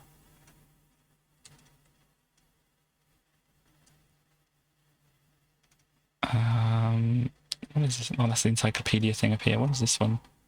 Oh gosh. Pour notre lecture français, indeed. Ici, le code, un logiciel qui donne-vous beaucoup d'instructions de driving. Si vous acceptez les principes de priorité à droite, vous will find qu'il est très difficile en Angleterre, où on drive sur la rive gauche, pas sur la droite des signaux, whatever.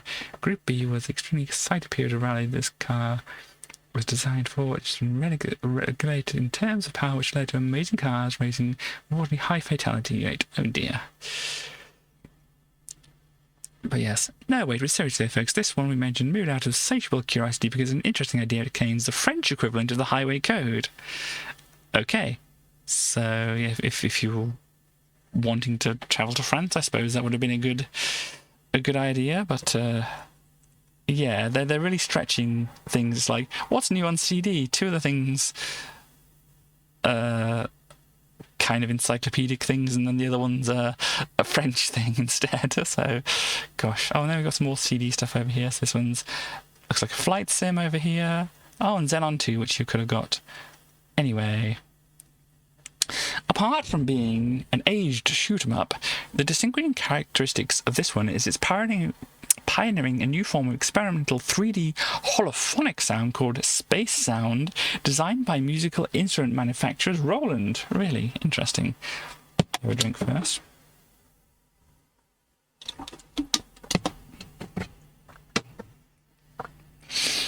As the original game was also noted for a pioneering idea in sound, the use of a soundtrack by a pseudo house group called Bomb the Bass, who were quite popular once. It seems an appropriate gimmick Well, it makes some pretty effectively boomy speech and echoey noises. I can't say it sounded all that 3D, but there you go. Special studio mixes of bomb the bass tracks provide full hi-fi audio accompaniment, and jolly pleasant they are too. The only thing you might have forgotten in all this audio excitement is the gameplay. While it was a jolly attractive looking, well presented, nicely balanced shoot 'em up 3 years ago, time has tended to take its toll, as it does now look a bit dated. More than just unfashionable, it has sort of stale as the 1970s shoes do in Oxfam, indeed. Oh dear. When you can get it as an Amiga budget game, the powerful soundtrack is not enough reason for being interested in the CD version. Okay, and you have the karaoke thing here as well. Okay. But yeah, 30 quid for kind of like a remaster version, I suppose it would be, wouldn't it?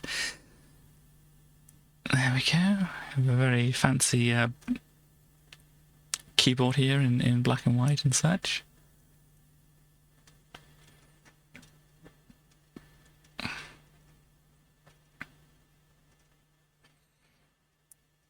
Oh, so some RAM expansion things. So I think we had something similar to this in the A600 over there.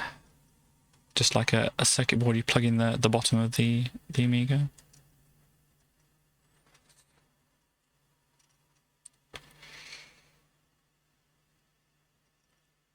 How much RAM should you get? Oh gosh.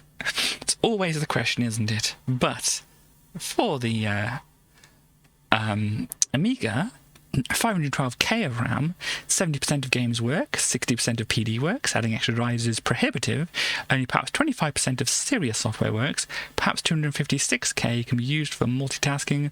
All of these figures are going to go down. 98% of games and 94% of PD work, 90% of serious software works, around 700k is available for multitasking. Disk drives need to occasionally be disconnected to free memory. However, free programs will multitask correctly unless they're very short. Many programs use all of 1 megabyte. So that's generally what people would have had, though. 2 megabytes, 93% of games, and hang on. 98 to 93 here now, because it probably doesn't recognize the 2 megabytes. Probably the problem we were having loading that one thing earlier. 96% PD work probably, so I don't know if there's a coding thing, but anyways, yeah, nice thing, whatever. Disk drives never need to be disconnected unless a program is incompatible, rare. Hard drives become quite viable.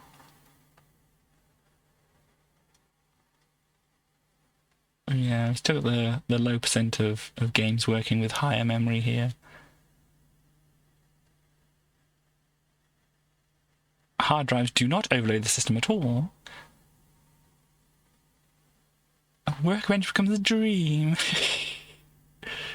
This is working at near workstation levels, 4 megabytes of RAM, with many different programs running simultaneously.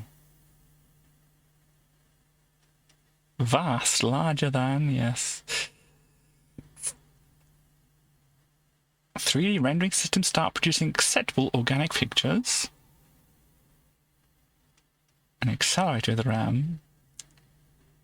Perhaps only 70% of any games or PD work. Wow. Many of the shortcut programming tricks we use with standard 68,000 do not work with accelerators. Yes, if they're different processes, then that's kind of understandable that they wouldn't work. But yeah, there we go. Wow. Got some chaos going on over here. Interesting. Other stuffs. Where are we? Dear. Oh yes, we got Mad Bomber over here again. On whatever PD collection that is there. Sample maker, battle cards. How many programs can you get for 30 quid? 30! Interesting.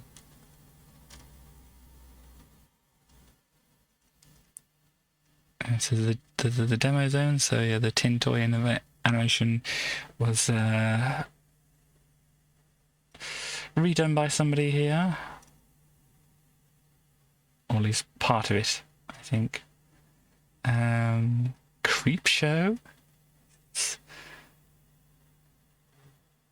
interesting things here. Ice Amy versus the Walker 2. Here we go. So it's definitely a lot higher budget than the last one.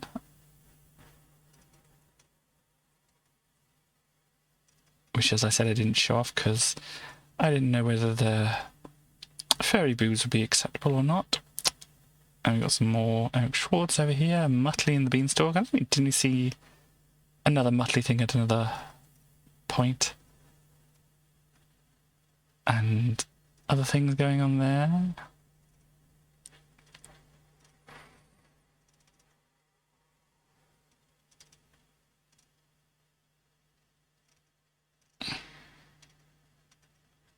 Seems like this how to do more stuff with Workbench here.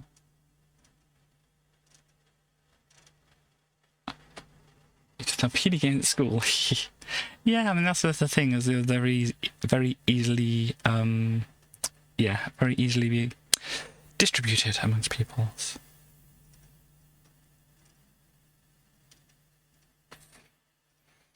See what else? In-depth explanation about printers. Wow. The first file is called printer.device.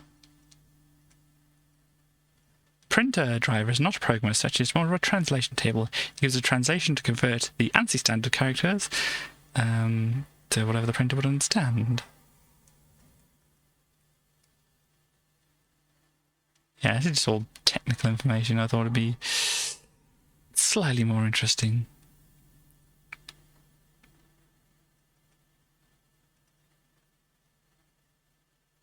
But there you go. What is this? The A500 Plus can remember vibration programs like Duty for up to 10 minutes after switching off. Wow. So that's why it says you have to turn it off for such a long time. Because it can stay in the memory. Or the boot block, as it says here.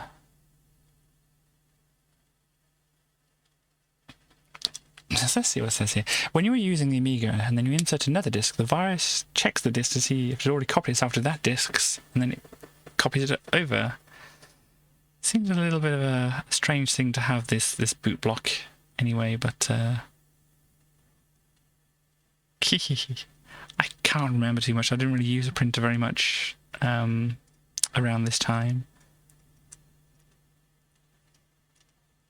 What else do we have? Spot the Shot. Okay, this was from The Gun of Another World. Gosh. And then this is, I don't know. I'm not quite sure where that one comes from.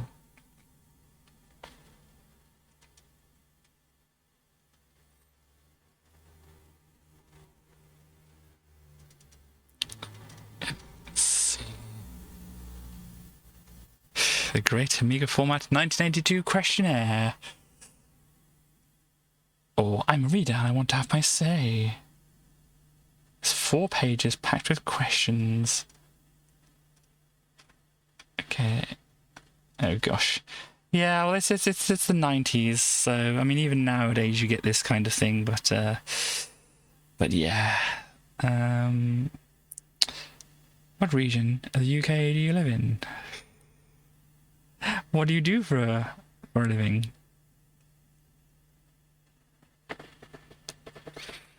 If you're working, what do you do? Where do you live? What is your favourite joke? Oh dear. How often do you use any of the following? Why is it asking you how much you use your bank cards and things like that? Seems a little dodgy, but never mind.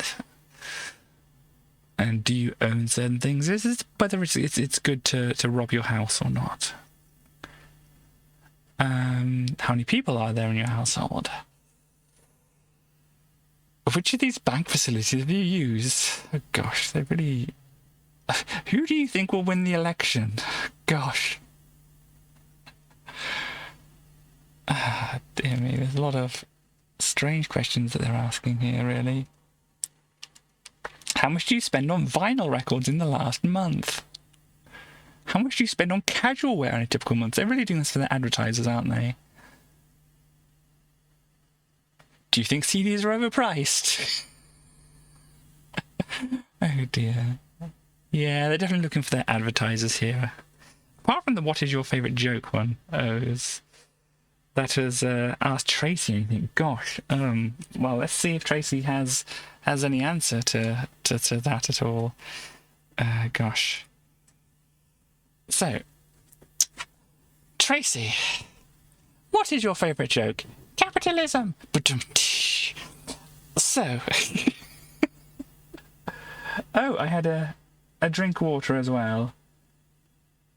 Cool, let me just check things. I will get on that. Complete all. Yes, I do wish to complete all. Do you have any other kind of jokes that you might like? Let me think about it.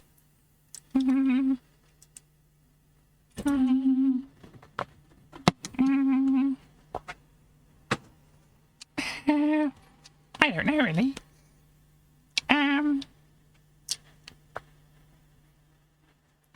I can't think of anything really. No, I mean, I don't really have much of a favourite joke or anything like that either. I don't know if I want to get into that one. So, is there any jokes? I mean, I did make up a joke at one point in my life. I thought it was kind of amusing, but who knows? Indeed. I'll leave that in there and yes.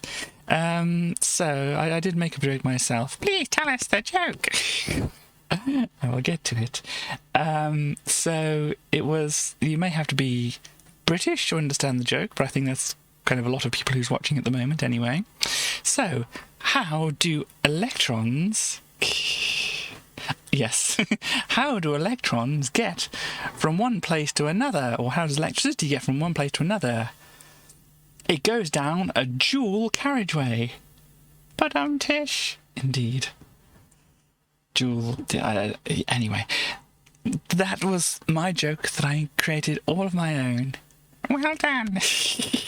Indeed. Have you made up any jokes yourself, Tracy? What do you call a light bulb? What do you call a light bulb, Tracy?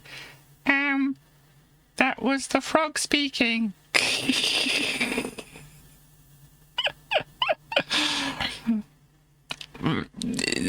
You kind of got the right kind of idea in some way there, Tracy, but you might need to work on jokes a little bit. Okay. I'm gonna go and work on a joke now. Cool, you go do that, Tracy. Bye! Well done, Tracy. So there we go. Where am I here? So yeah, so most of this seems like they're looking to... Yeah, to get information for their advertisers here. How did you pay for these goods? There's no I stole them or whatever, but never mind. Which daily newspapers do you read? Oh dear. Which of the publications do you read?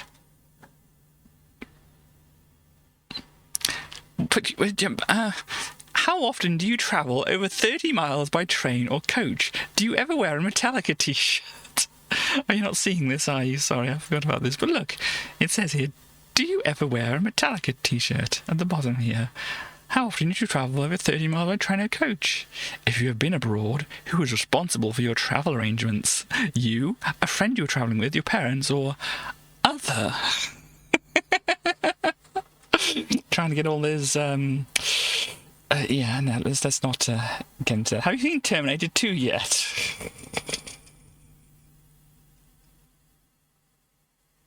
Oh gosh. Which hardware do you intend to buy? Which kind of Amiga do you own? CD TV using CDs only. I'm sorry for you. It's I haven't watched it for a while, but definitely entertaining film. Will you buy a CD-ROM drive for the Amiga? The price is currently expected to be around £300. It will play CD-TV discs and audio CDs. Oh dear. And what area of Amiga use appeals to you least? Okay. Gosh, I mean, use your Amiga for more for playing games than anything else.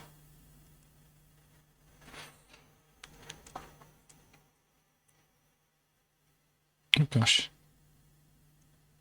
What area of using the Amiga, which you haven't tried yet, appeals to you most? That's... never mind.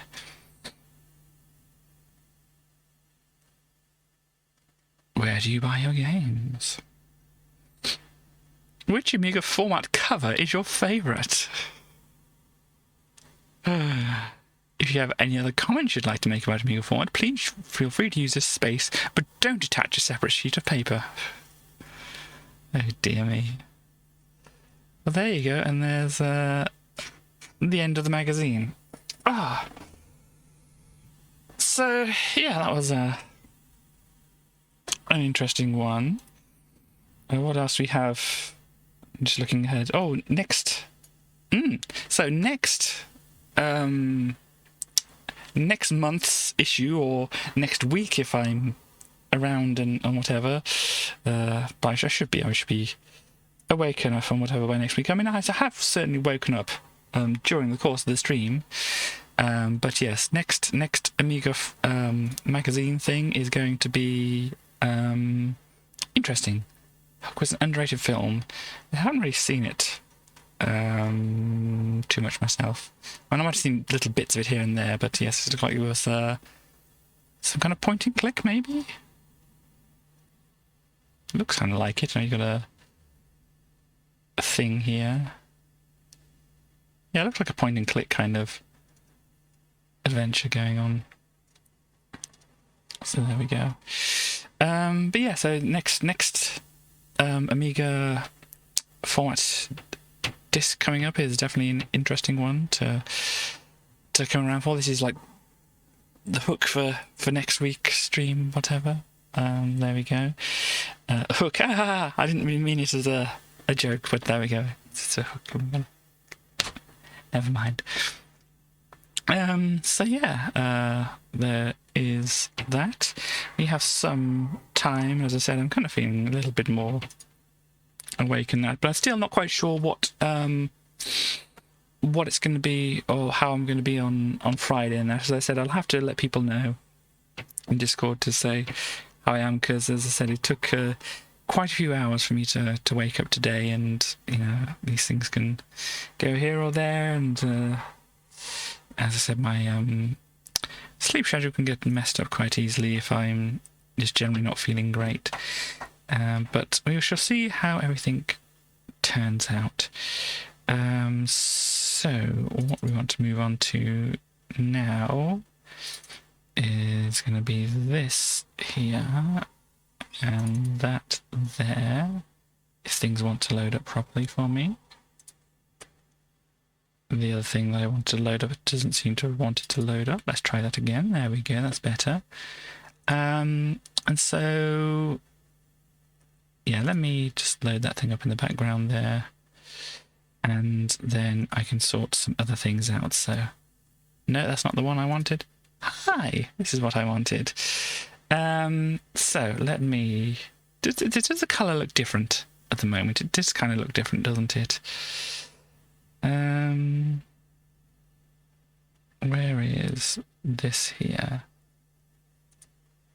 I mean, maybe it's not worth messing around, because obviously the lighting in here changes around. Kind of yellowy brown. Interesting. So I don't know quite what the situation is here. Let me try something here. Let me go over to this. I'm still right here, by the way. But I want to just try something. Maybe it messed something up previously, whatever, but just going to try a thing right now, and then I'll be back with you when this has sorted itself out. Okay. because I don't think things have changed too much there. So now if I go back,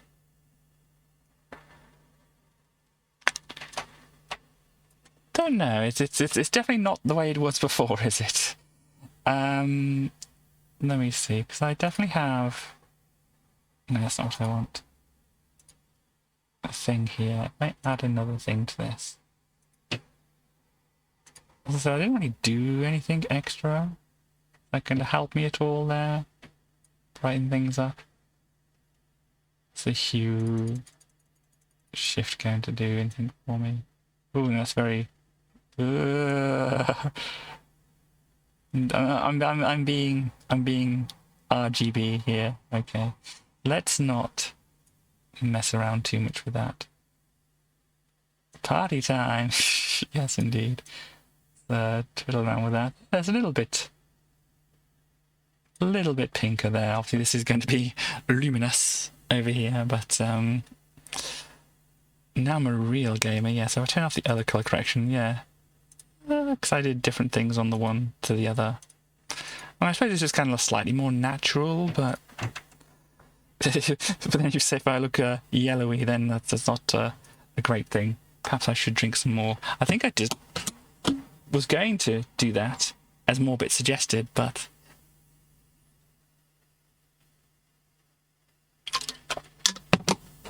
and maybe I did. Things happen, you know. People forget things. So there's definitely added a little more colour to this, I think, now. But yeah, so the light levels in here change so much and such like that, so maybe next time I come to stream it's going to look a lot different and whatever. Fluoride? Oh no. I hear they put chemicals in water, like hydrogen and oxygen. What was I doing? What we're going to be doing is going on to this, and I've decided that we did the trying to fly one, or learn to fly one quite a bit, and so I think in order to give myself a rest on that, because I've got the harder parts of that, which will need a lot more practice and things like that, so I decided to try and see what this one is like. Obviously I've played through quite a bit of this already, but I want to see where I got to. Did I hear? Yeah, I got to here. I learned a bit of how to fly and such like that. I didn't learn 100% how to fly because there were some bits that, as I said, need a lot more practice and such like that. So I thought I'd do something a little different here.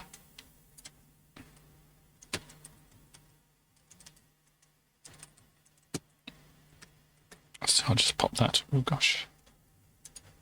There, like that. So, and yeah, I mean, we can do some... You're scared of change? Oh no. We can do some... There we go.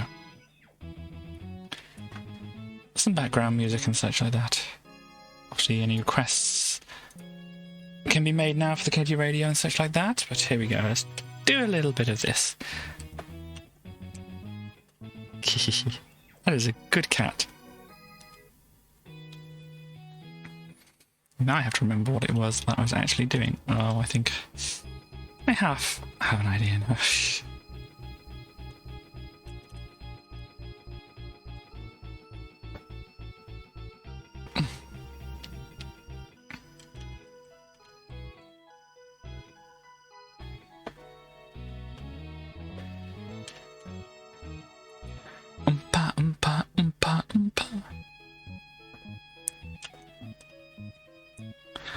I am playing a video game, yes, thank you. Gosh. But yeah, I mean, obviously that learning to fly one, that's something that's not going to be asked. All the things that are left over are definitely things that are not going... Oh, I wanted the other one. The things that are left over are things that are not necessarily going to be asked by a lot of hacks. Especially none that I've got really lined up, I think. And so... You're a master sleuth, well done.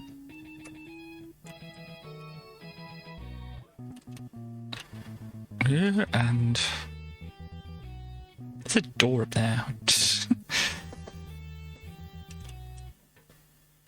Dang it, I was saying things.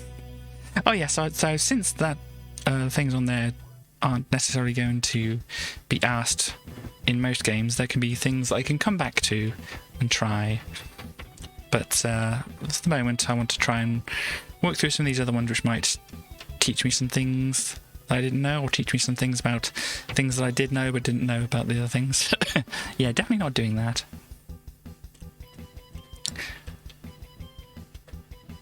Oh dear.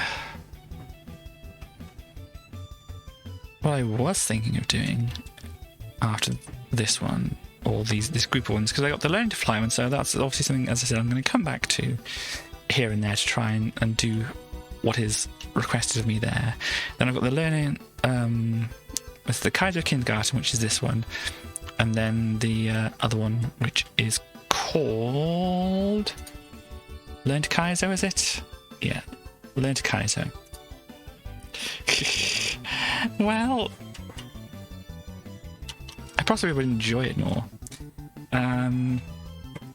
But yeah, so as I said, I'll have a go at this until it gets a little too, like it's asking too much. And then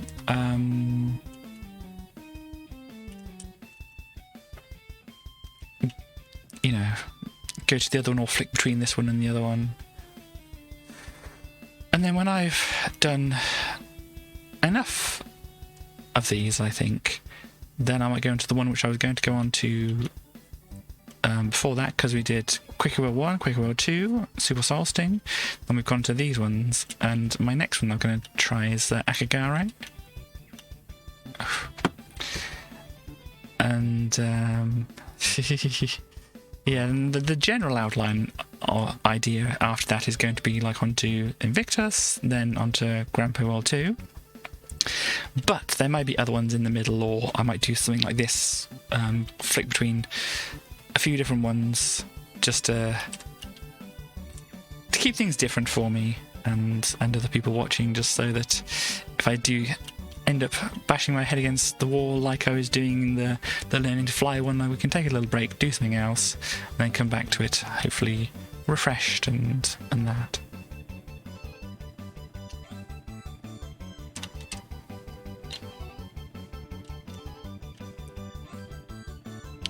Soon you'll be making me play a game. Oh dear. Well, obviously it's in the channel points and stuff like that, so as I said, I'll give it a fair go. Maybe like, was it like put down there like half an hour at the least.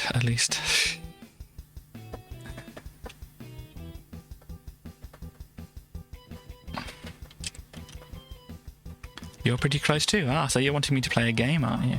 Interesting.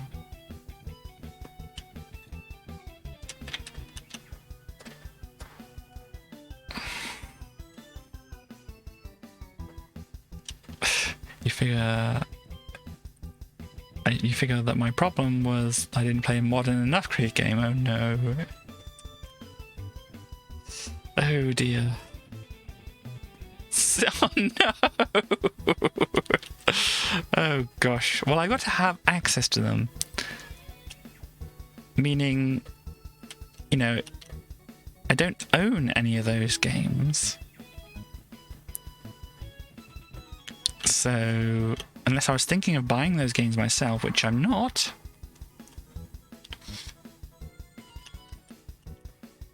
then somebody else would have to buy the game for me, and I'm not expecting people to buy the game for me.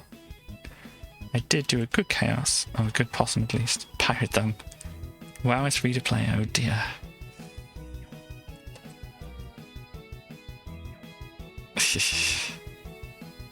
I don't have the Game Pass at the moment, so, you know. I want to check things. I always go a little worried about when I can hear kind of whooshing sounds and I've got a window open. Let me just check. Oh, Oh, what you'll actually be making plays possum rated. Nice. Oh dear. Oh dear. Yeah, as I said, I can't guarantee, like, more than, like, half an hour or whatever, so... And if I really, really hate it, I reserve the right to just give up on it entirely. So, you know, I'll make the attempt to play whatever game, but if it really grinds my gears, like cricket, dive. Oh dear. As I said, I'm not expecting anybody to buy any games for me or any game passes or anything like that. Just, obviously, as I said, I would need to have access to it and not have to spend any more money than I already have getting it. So if you're unsure whether I can actually play it... Wow, that's... Sorry, I think somebody is smoking outside or something. It's just wafting in. It's really annoying.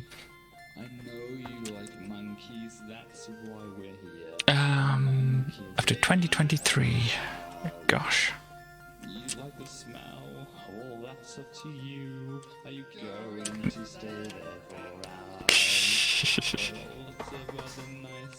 But, wow. I mean, I'm kind of forgetting that it's 2021 right now. It's okay, don't worry, more bits. I made one from a while ago. You want that one? Okay. Let me find out where things are.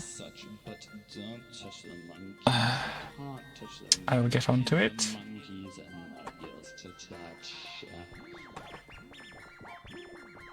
Let me turn this up to about here. So where is it? There it is. We'll let the monkey song play out a little bit.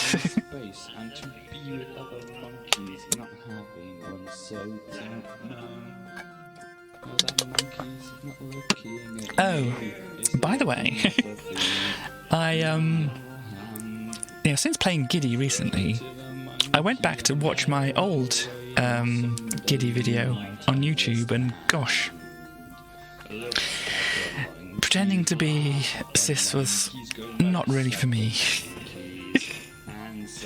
There's definitely different image projected there than there is now.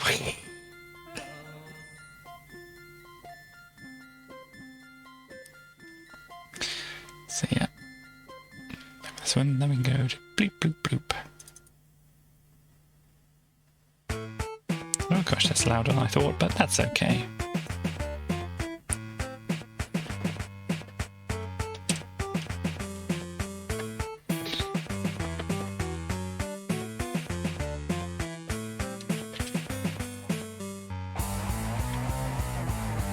Oh gosh.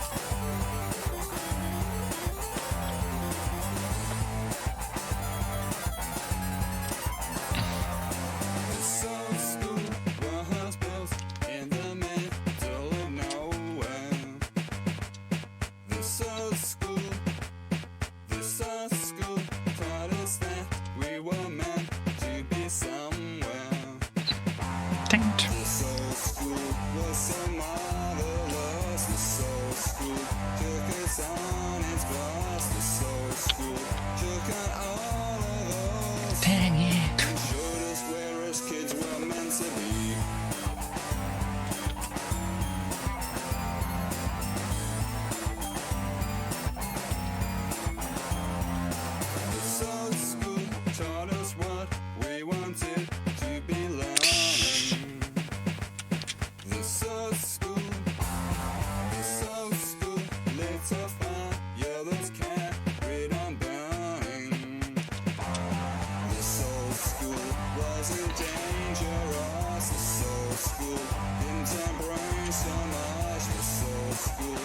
Entertained us and showed us where those kids were meant to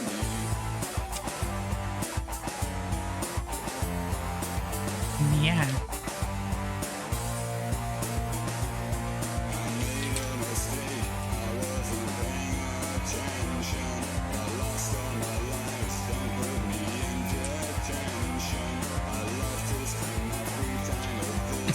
Hey.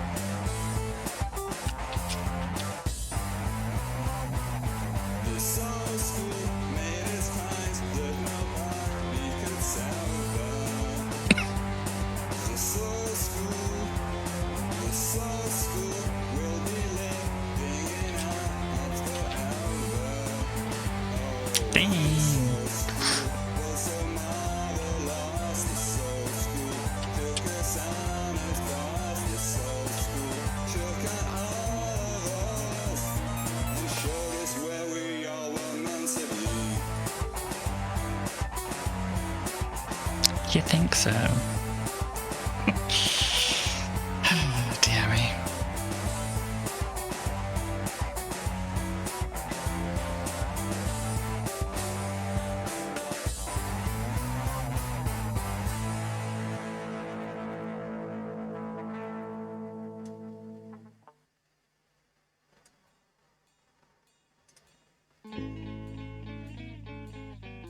Where's this sat at?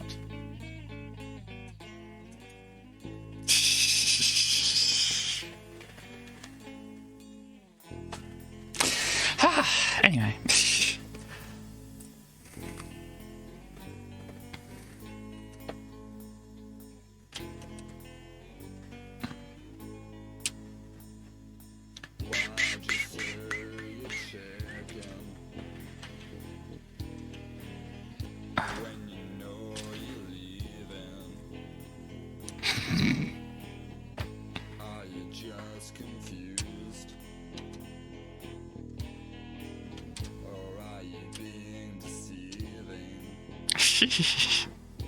Indeed.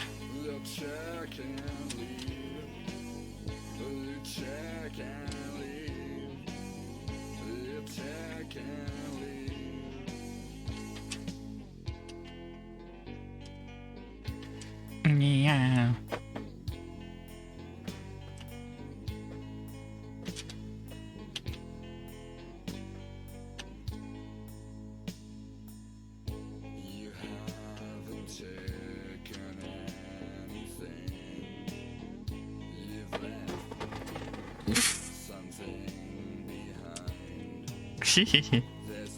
It's accurate too.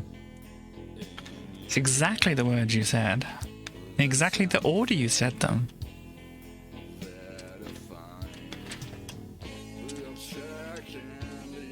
Okay, then over, and oh gosh. Oh no. Oh no.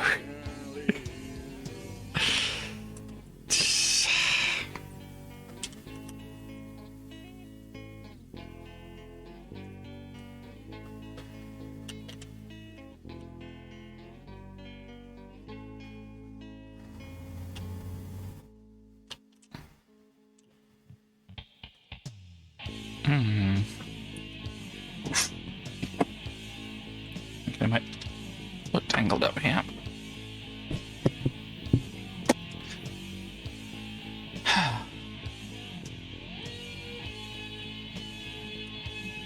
Dang it.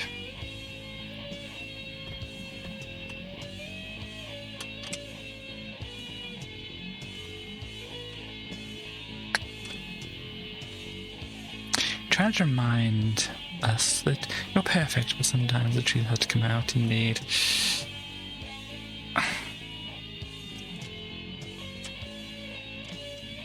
It was the subtext. Literally a subset of the text.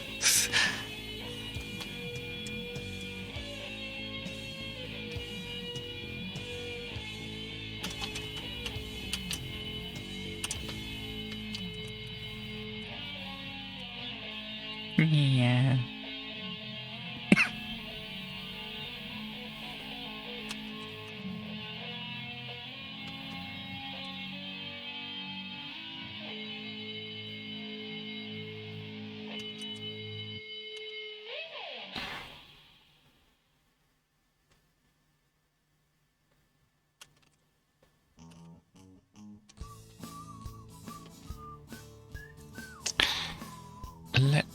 me turn this up for people.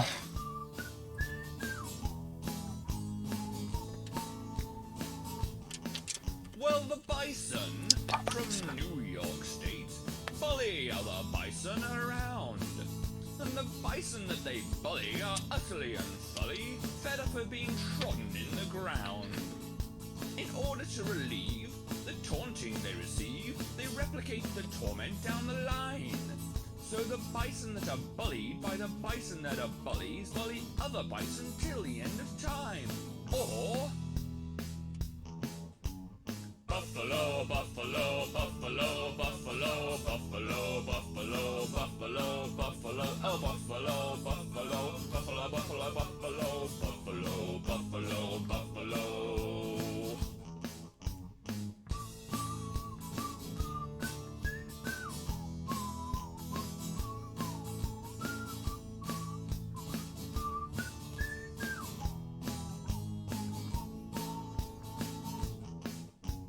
James and John handed in their work in their English class one day. And Mrs. Burke marked their work, and this is what she had to say. You're both quite right, but only one of you is right. Wow. Just imagine having multiple perfect people. John, your use of had is wrong. James has it right with had. Or James, well John had Mrs. Burke's respect. Oh James, well John had been correct. Yeah, if everybody's perfect, then nobody's perfect. Mrs. Burke's respect. Yeah. Oh James, well John had been correct. Oh, the horse raced past the barn fell. The author wrote the novel would sell. Time flies like an arrow. Flies like a banana. And buffalo, buffalo, buffalo, buffalo, buffalo, buffalo, buffalo, buffalo, oh buffalo, buffalo, buffalo, buffalo, buffalo. Can I find? Buffalo, buffalo. And James, well John had Sounds legit. Mrs. Burke's respect. Oh James, well John had been correct.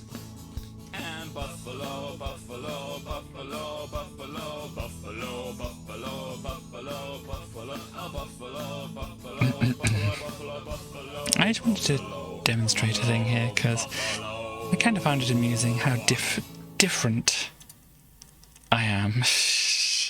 So this, you're not going to be able to see it here, but I have the video for my old kiddie thing here, but we got go out for a nice stroll. He had just left his house when, crump! Everything went all weird. The world began to spin around him and lights flashed before his eyes. Oh dear. Should have give the diamond whites a miss, he muttered. But no, reality was folding in on itself. This was no illusion. But of course, I must have entered a time-space interface, he thought. And he had. Suddenly the chaos stopped and he found himself in a strange forest. Blimey, he gasped. This would make a great plot for a computer game if it wasn't so corny. Checking his bearings on the morning sun, he made off on his quest home. Oh, and here's Giddy. And he's got a bucket of water. What Giddy gonna do with a bucket of water? I wonder. Taxing puzzle this one. Geez, what are we gonna do? Yeah! We got it. Wow, as you can see here, geez, what are we gonna do? Yeah! We got it. Wow, as you can see here, Giddy's got huge hands, and he's very adept at... But yeah, as I said, it's definitely different presentation nowadays. So, oh no, we already did that. Let's skip past that one. But yeah, certainly different presentation nowadays. Oh, gosh, we just started up here. Hang on. Where's my thing? Let this... Yes, it's the huge kind of thing that we just... Ah, dear. Anyway, what was I saying? You're not perfect, you're the best at being me. No one else has qualifications. It's true when you finally fight those. Risk that the fight will never end. You each make perfect moves one after the other. Yeah.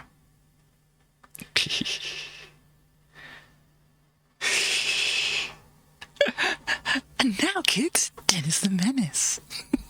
See, definitely different presentation nowadays. Anyhow, I had a request for the Repton 3. Gosh, which one is that one? This one here, isn't it? The William Tell Overture one.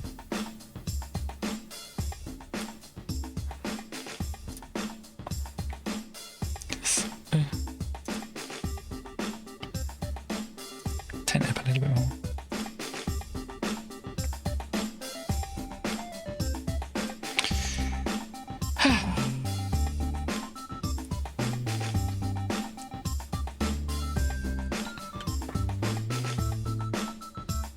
Yes, I did that. Let's do this.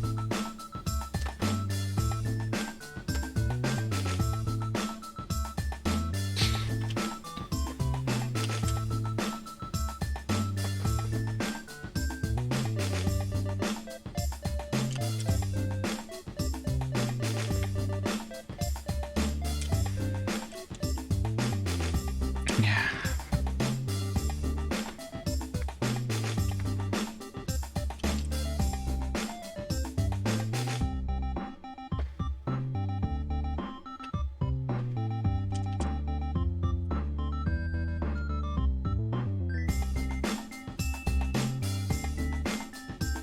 Yeah, so as I said, sometimes I just think, oh, I haven't changed at all. I haven't made any improvements in various areas and things like that. And then I hear something like that, and it's like, yeah, definitely. There's a lot different there.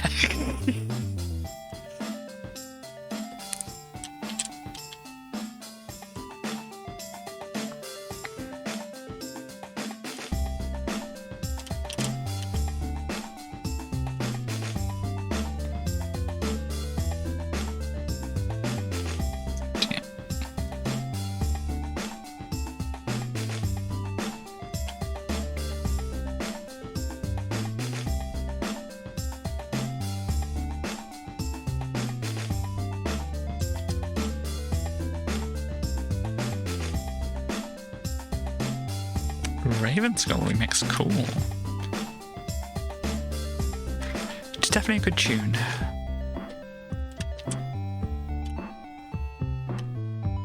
I mean, the Repton 3 theme is perhaps even more repetitive than the Raven Skull theme, so there's a lot more to work with there, I think.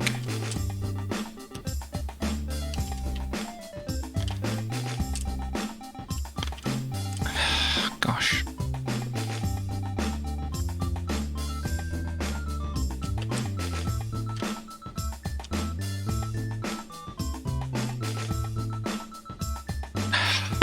How much landing right on the edge of that?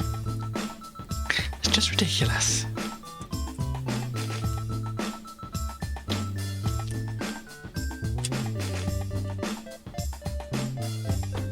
Oh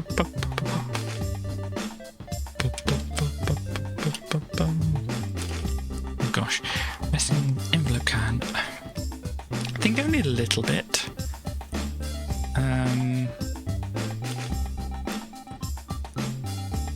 I have some kind of recollection of there being something. I mean, I might have...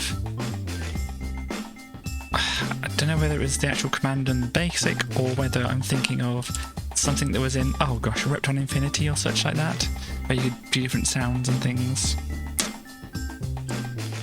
But it is having something spark in my brain there, at least.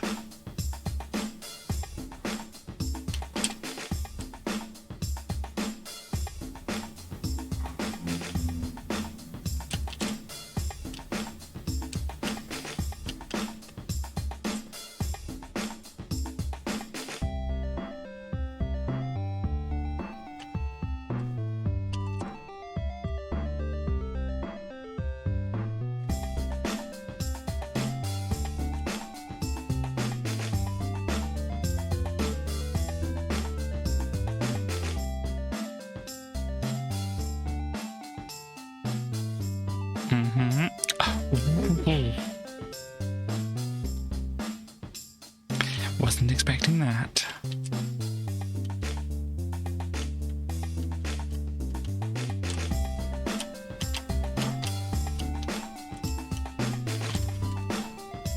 And then jump straight off. And the door. Wow. Congratulations. Wow. And yes, let's ignore the face.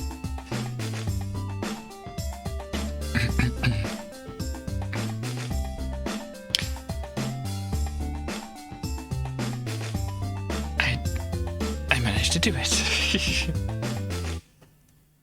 Let me change some things here. Oh yeah, definitely getting too loud there for that one. It's this to save things, isn't it? Yes, let's do that across there. Oh.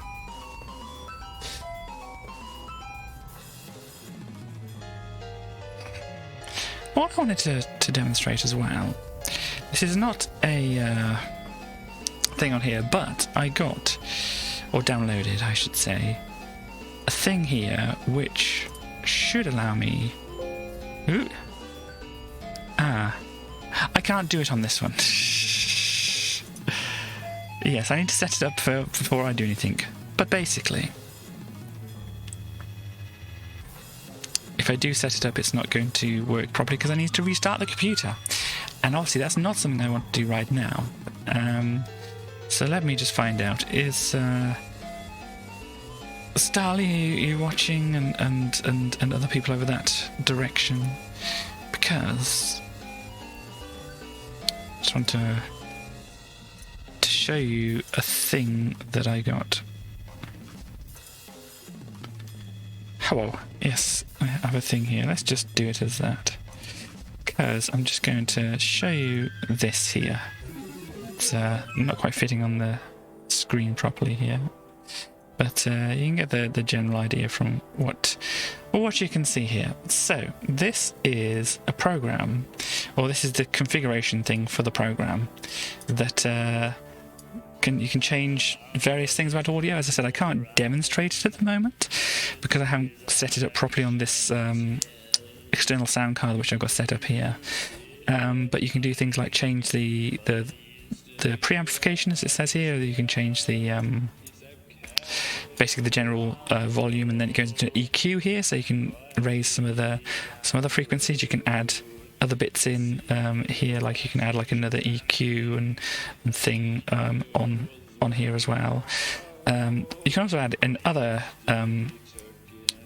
things, other VST plugins and that. So all of this would help me to be able to change the audio so that I would be able to hear, hopefully, people on a Discord call a little bit better, and so then I could actually hear things whilst they're happening rather than relying on OBS to do the compression and whatever else, and so I can't hear that myself. But on this way I can do this myself, set up all the EQ and the compression and things like that, so I can hear it and then obviously feed through to the OBS stream correctly. And so yeah, I would actually be able to change things. At the moment, the way it's set up, it's only got this one window which changes all the desktop audio.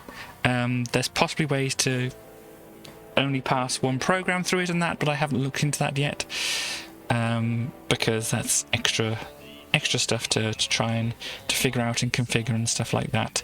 But yeah, so it is very cool. As I said, you can add other things in here as well. I don't know if you can see the menu here, but you can add in some more filters and things like that. So if you want another graphic equalizer as well, you can just throw another one in here and just play around with it as much as you want. And they say, oh no, actually I don't need that one, just need the basic ones. You can turn them on and off as you wish for different situations and things. There's apparently this other config thing, but I didn't get that working because it seems to only work through this one config. And I tried to save another one out and it didn't pass through, so there's probably something else I'm missing there.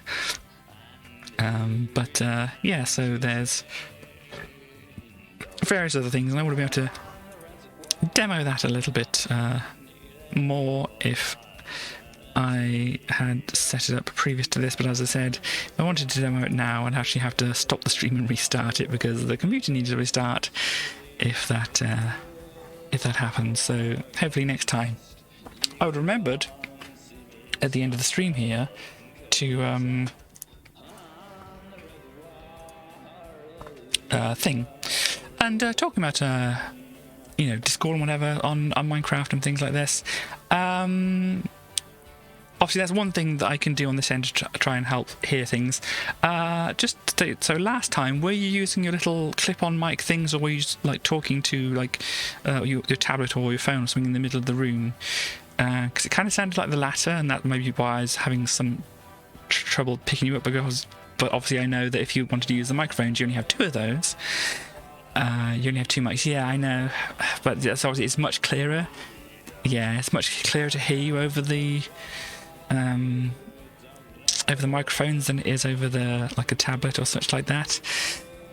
So obviously there's certain things I can do over this side to make it a little bit more audible for myself, but obviously having it come through the microphones would be a little easier for me. But obviously, as I said, that does have complications there. Let's see what this is about here. Okay, this level teaches you how to time jump space on cycles certain enemies follow you. Since these enemies act in the same way every cycle, their movement is predictable. We're back on the Buffalo song. It can be quiet in the background. None of these enemies are on global timers. Okay. Bullet bills. Oh gosh. When you read the text instead of trying to avoid the enemies. Okay. Bullet bills move slightly slower than max running speed. So do a left-right every bounce to slow down. Okay.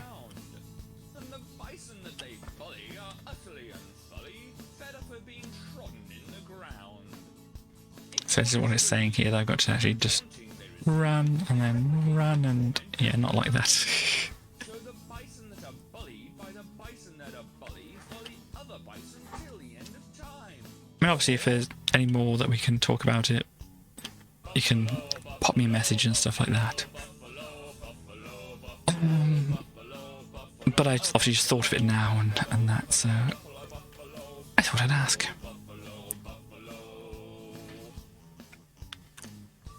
Also, we had another scavenger hunt map that we could do on Sunday. Do everybody who is going to be playing or want to be playing that thing on... Sorry, words. Would people like to play that scavenger hunt map on Sunday, the other one that West found?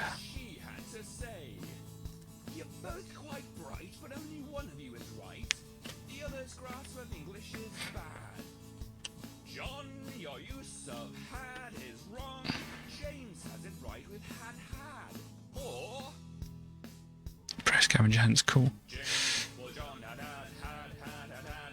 And how do we feel about the shop one? I mean, obviously people can answer like privately or whatever if they want to to me. But how do people think the shop one's coming along? Do we want to try the present level again?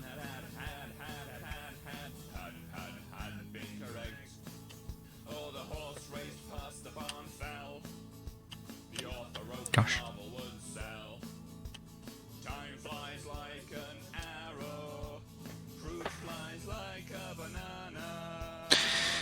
Cool. Yeah, so we can get it sorted out. I can upload the map. We could look at it. And I know Sally was also talking about wanting to make a some kind of scavenger hunt map or something like that. We could look into that as well. Obviously, we need some kind of ideas about what we need to do. So that's the thing we need to think about and discuss beforehand. I currently don't have any ideas about it, but obviously, since you suggested the idea, Starly, do you have any ideas at the moment?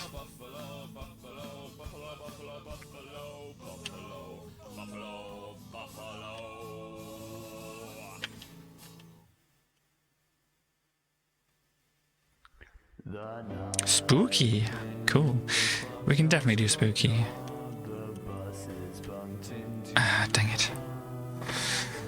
So yeah, so basically, like, as you were saying, we could probably start off like a flat world or something like that and then build upon it.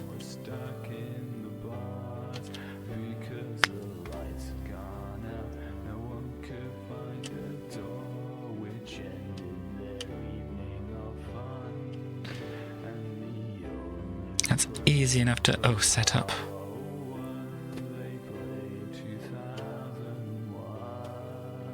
But obviously, if you want to do the other scavenger hunt first before thinking about that, then we can. Like making spooky words in the world, so doing that scavenger hunt. Yeah, that'd be neat. And then we could have a spooky mansion, because we tried making a mansion before, didn't we?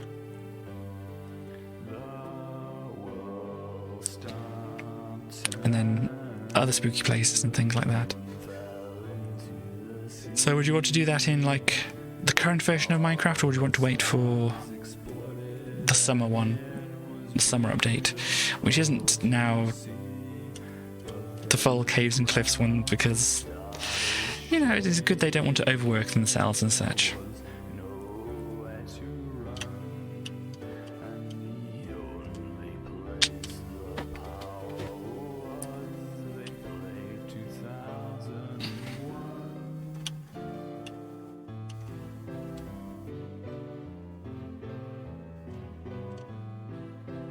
Oh gosh.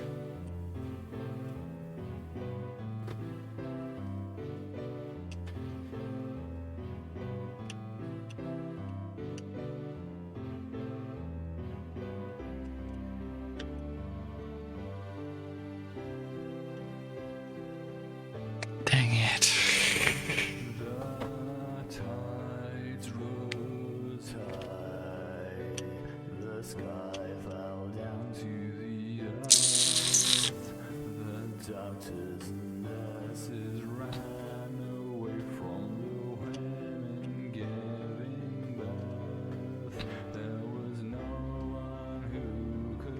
Sorry, did you hear the question there, Starly, or did I fumble it up myself? If you, as I said, if you don't want to answer on stream, just, you know, send me a message or something like that.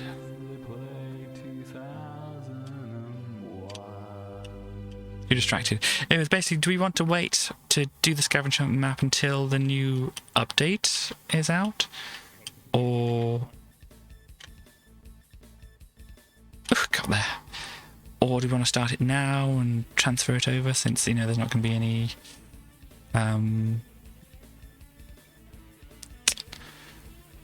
you know, the world changes in the summer update. Sometimes you can jump to create visual...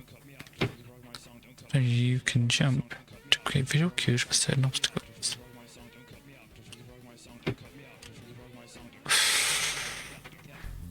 Sooner than update, okay. What does it say?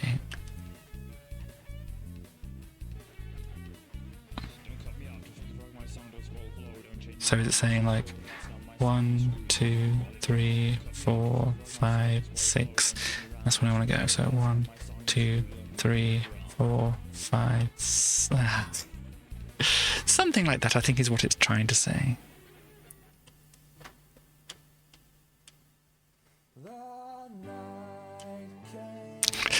Exactly the same song. Well, not exactly the same song, but the same song, but a different version again.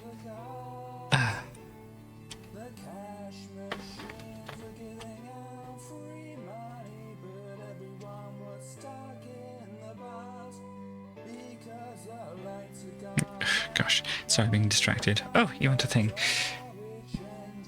Cool. So yeah, that will be the last request for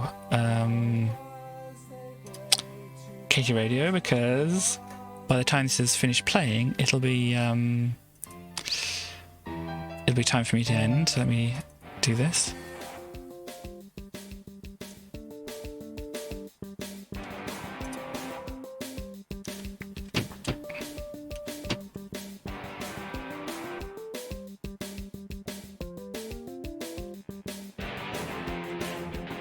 It's a little bit louder. Oh, this is the old version. Wait a minute. I'll play the other version. Sorry about that. I got myself confused. There we go, that's the remixed version.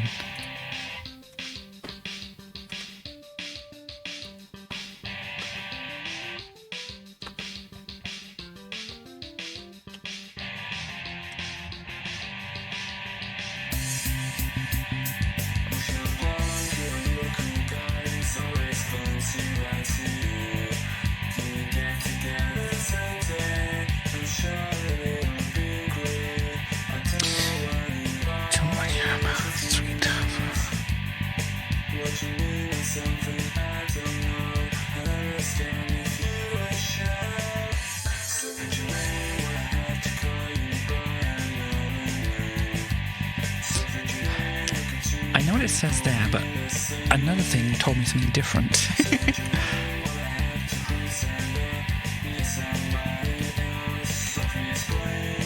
But that worked a bit better, huh?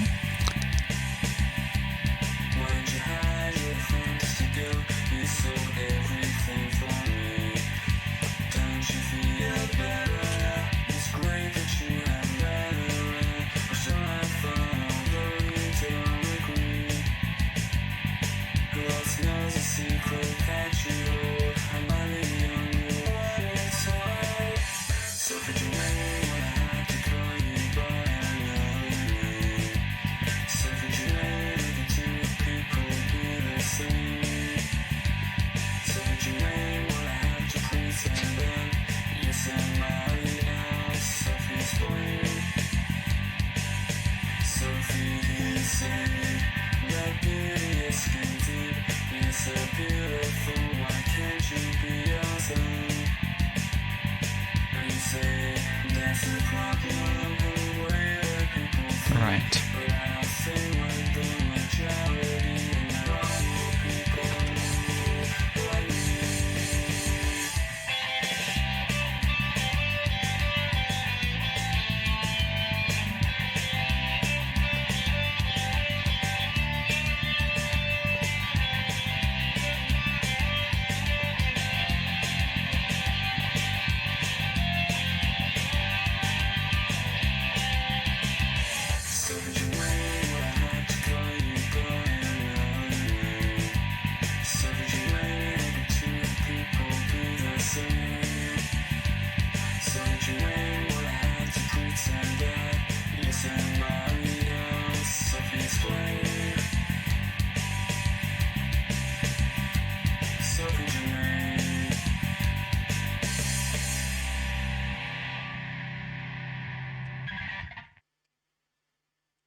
Yeah, so it's not easy to do this, but that's okay. We can look at that the next time we look at that. Maybe it's going to be on Friday. It just, as it depends on whether I want to do on Friday, if I'm not busy with doing what we're going to be looking at on Friday, which is going to be Giddy 3. And there are 3 versions. There's a PC version, there's a Wii version, and there's kind of a Amiga OS 4 version, which I don't think is what I don't know if I can run that through the emulator or not. So we may be starting with the PC version, and if it turns out that it's a bit tricky, like Giddy 2 was, we might want to do something else. But as I said, that's on Friday. If I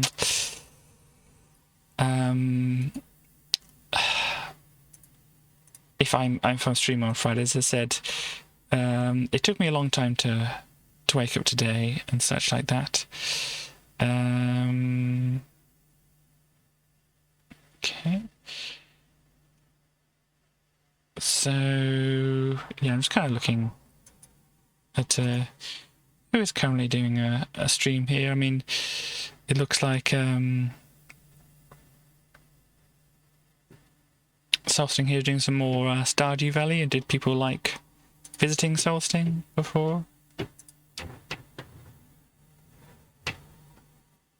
Oh no, they're finishing. So maybe we won't do a raid today. That's okay.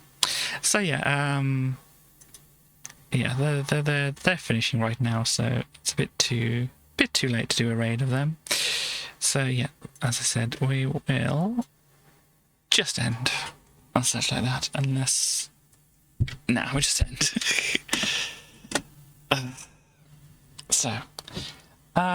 Yeah. So what we can say here now is... I do my usual shout outs here. So it is now... What day is it? Wednesday. So tomorrow is going to be Thursday. As we can see from the information that is on screen here, Thursday means that Stars, Fast Transmission here, is going to be playing a game. I think she's rejiggled things, so now it's going to be her Forza Thursday. So if you like that, then you can watch and stuff like that. I would recommend it. Also on there is Radford West, who has recently been playing a game called Tangle Tower, which is a lot of fun and looks like they're coming up to like the last part of it in the next stream. So if you want all the backstory and stuff like that, there's VODs on their channel on that, so you can catch up with it. So their next stream date is down for Sunday. It's going to be after when I stream on Sunday, but not directly after, as usual. Then we also have a Starly, who has said that she's going to be playing Chibi Robo starting from next Wednesday before this stream. So if you fancy doing it, Starly, when you're starting, obviously let me know. And possibly pop it in the Discord as well. You can't, but I think you can post in the announcements, but maybe post in just the general if you fancy doing it. 3:30ish. Okay, cool.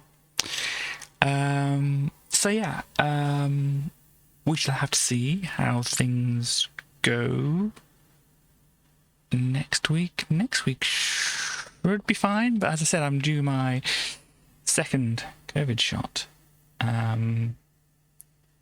Yeah, as I said, I'm not sure. As I said, it depends on sleep schedules and how awake I can be and all that kind of thing. It's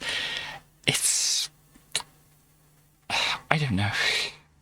We'll have to find out, really. But yeah, so next week probably fine, but as I said, it depends on when they can get me in for the second one. It's actually the week after that one. It's actually 12 weeks. So, you know. But so if they have the appointments and whatever, they may book it in. I don't know what they do, but they couldn't book me in like a week ago or whatever because it was just too soon for them. So,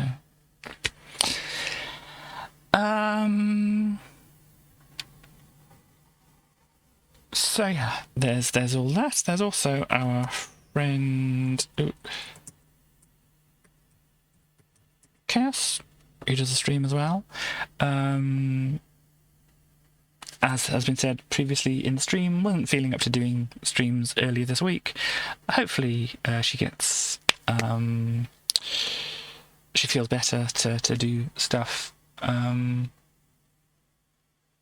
maybe later this week, you know, when we're just doing her normal late night for the UK streams, when we usually can't watch them, but who knows with my sleep pattern. And then maybe hopefully some fun stuff back to whatever on Monday. So it all depends on how people feel and whatever, and that's okay if people don't feel well. I wasn't quite sure whether I'd be having the camera on today or not, because if you go back to the start of the stream, you'll see I was very sleepy. and it was like very difficult to actually get myself together into at least this form and such. So, you know, but we'll find out. Thank you everybody for dropping by and such like that. So yeah, as I said, I will let people know in my Discord whether I'm going to be streaming on Friday, and that's going to be, you know, on Friday, or also, yeah, it's going to be on Friday. So, sometime before the start of my stream, depending on how I feel and such like that. So yeah, I hope everybody has a good rest of the day and such. And I think that's all I need to say at the moment. So, thank you everybody for dropping by and such. And I shall see you next time. Bye bye everybody.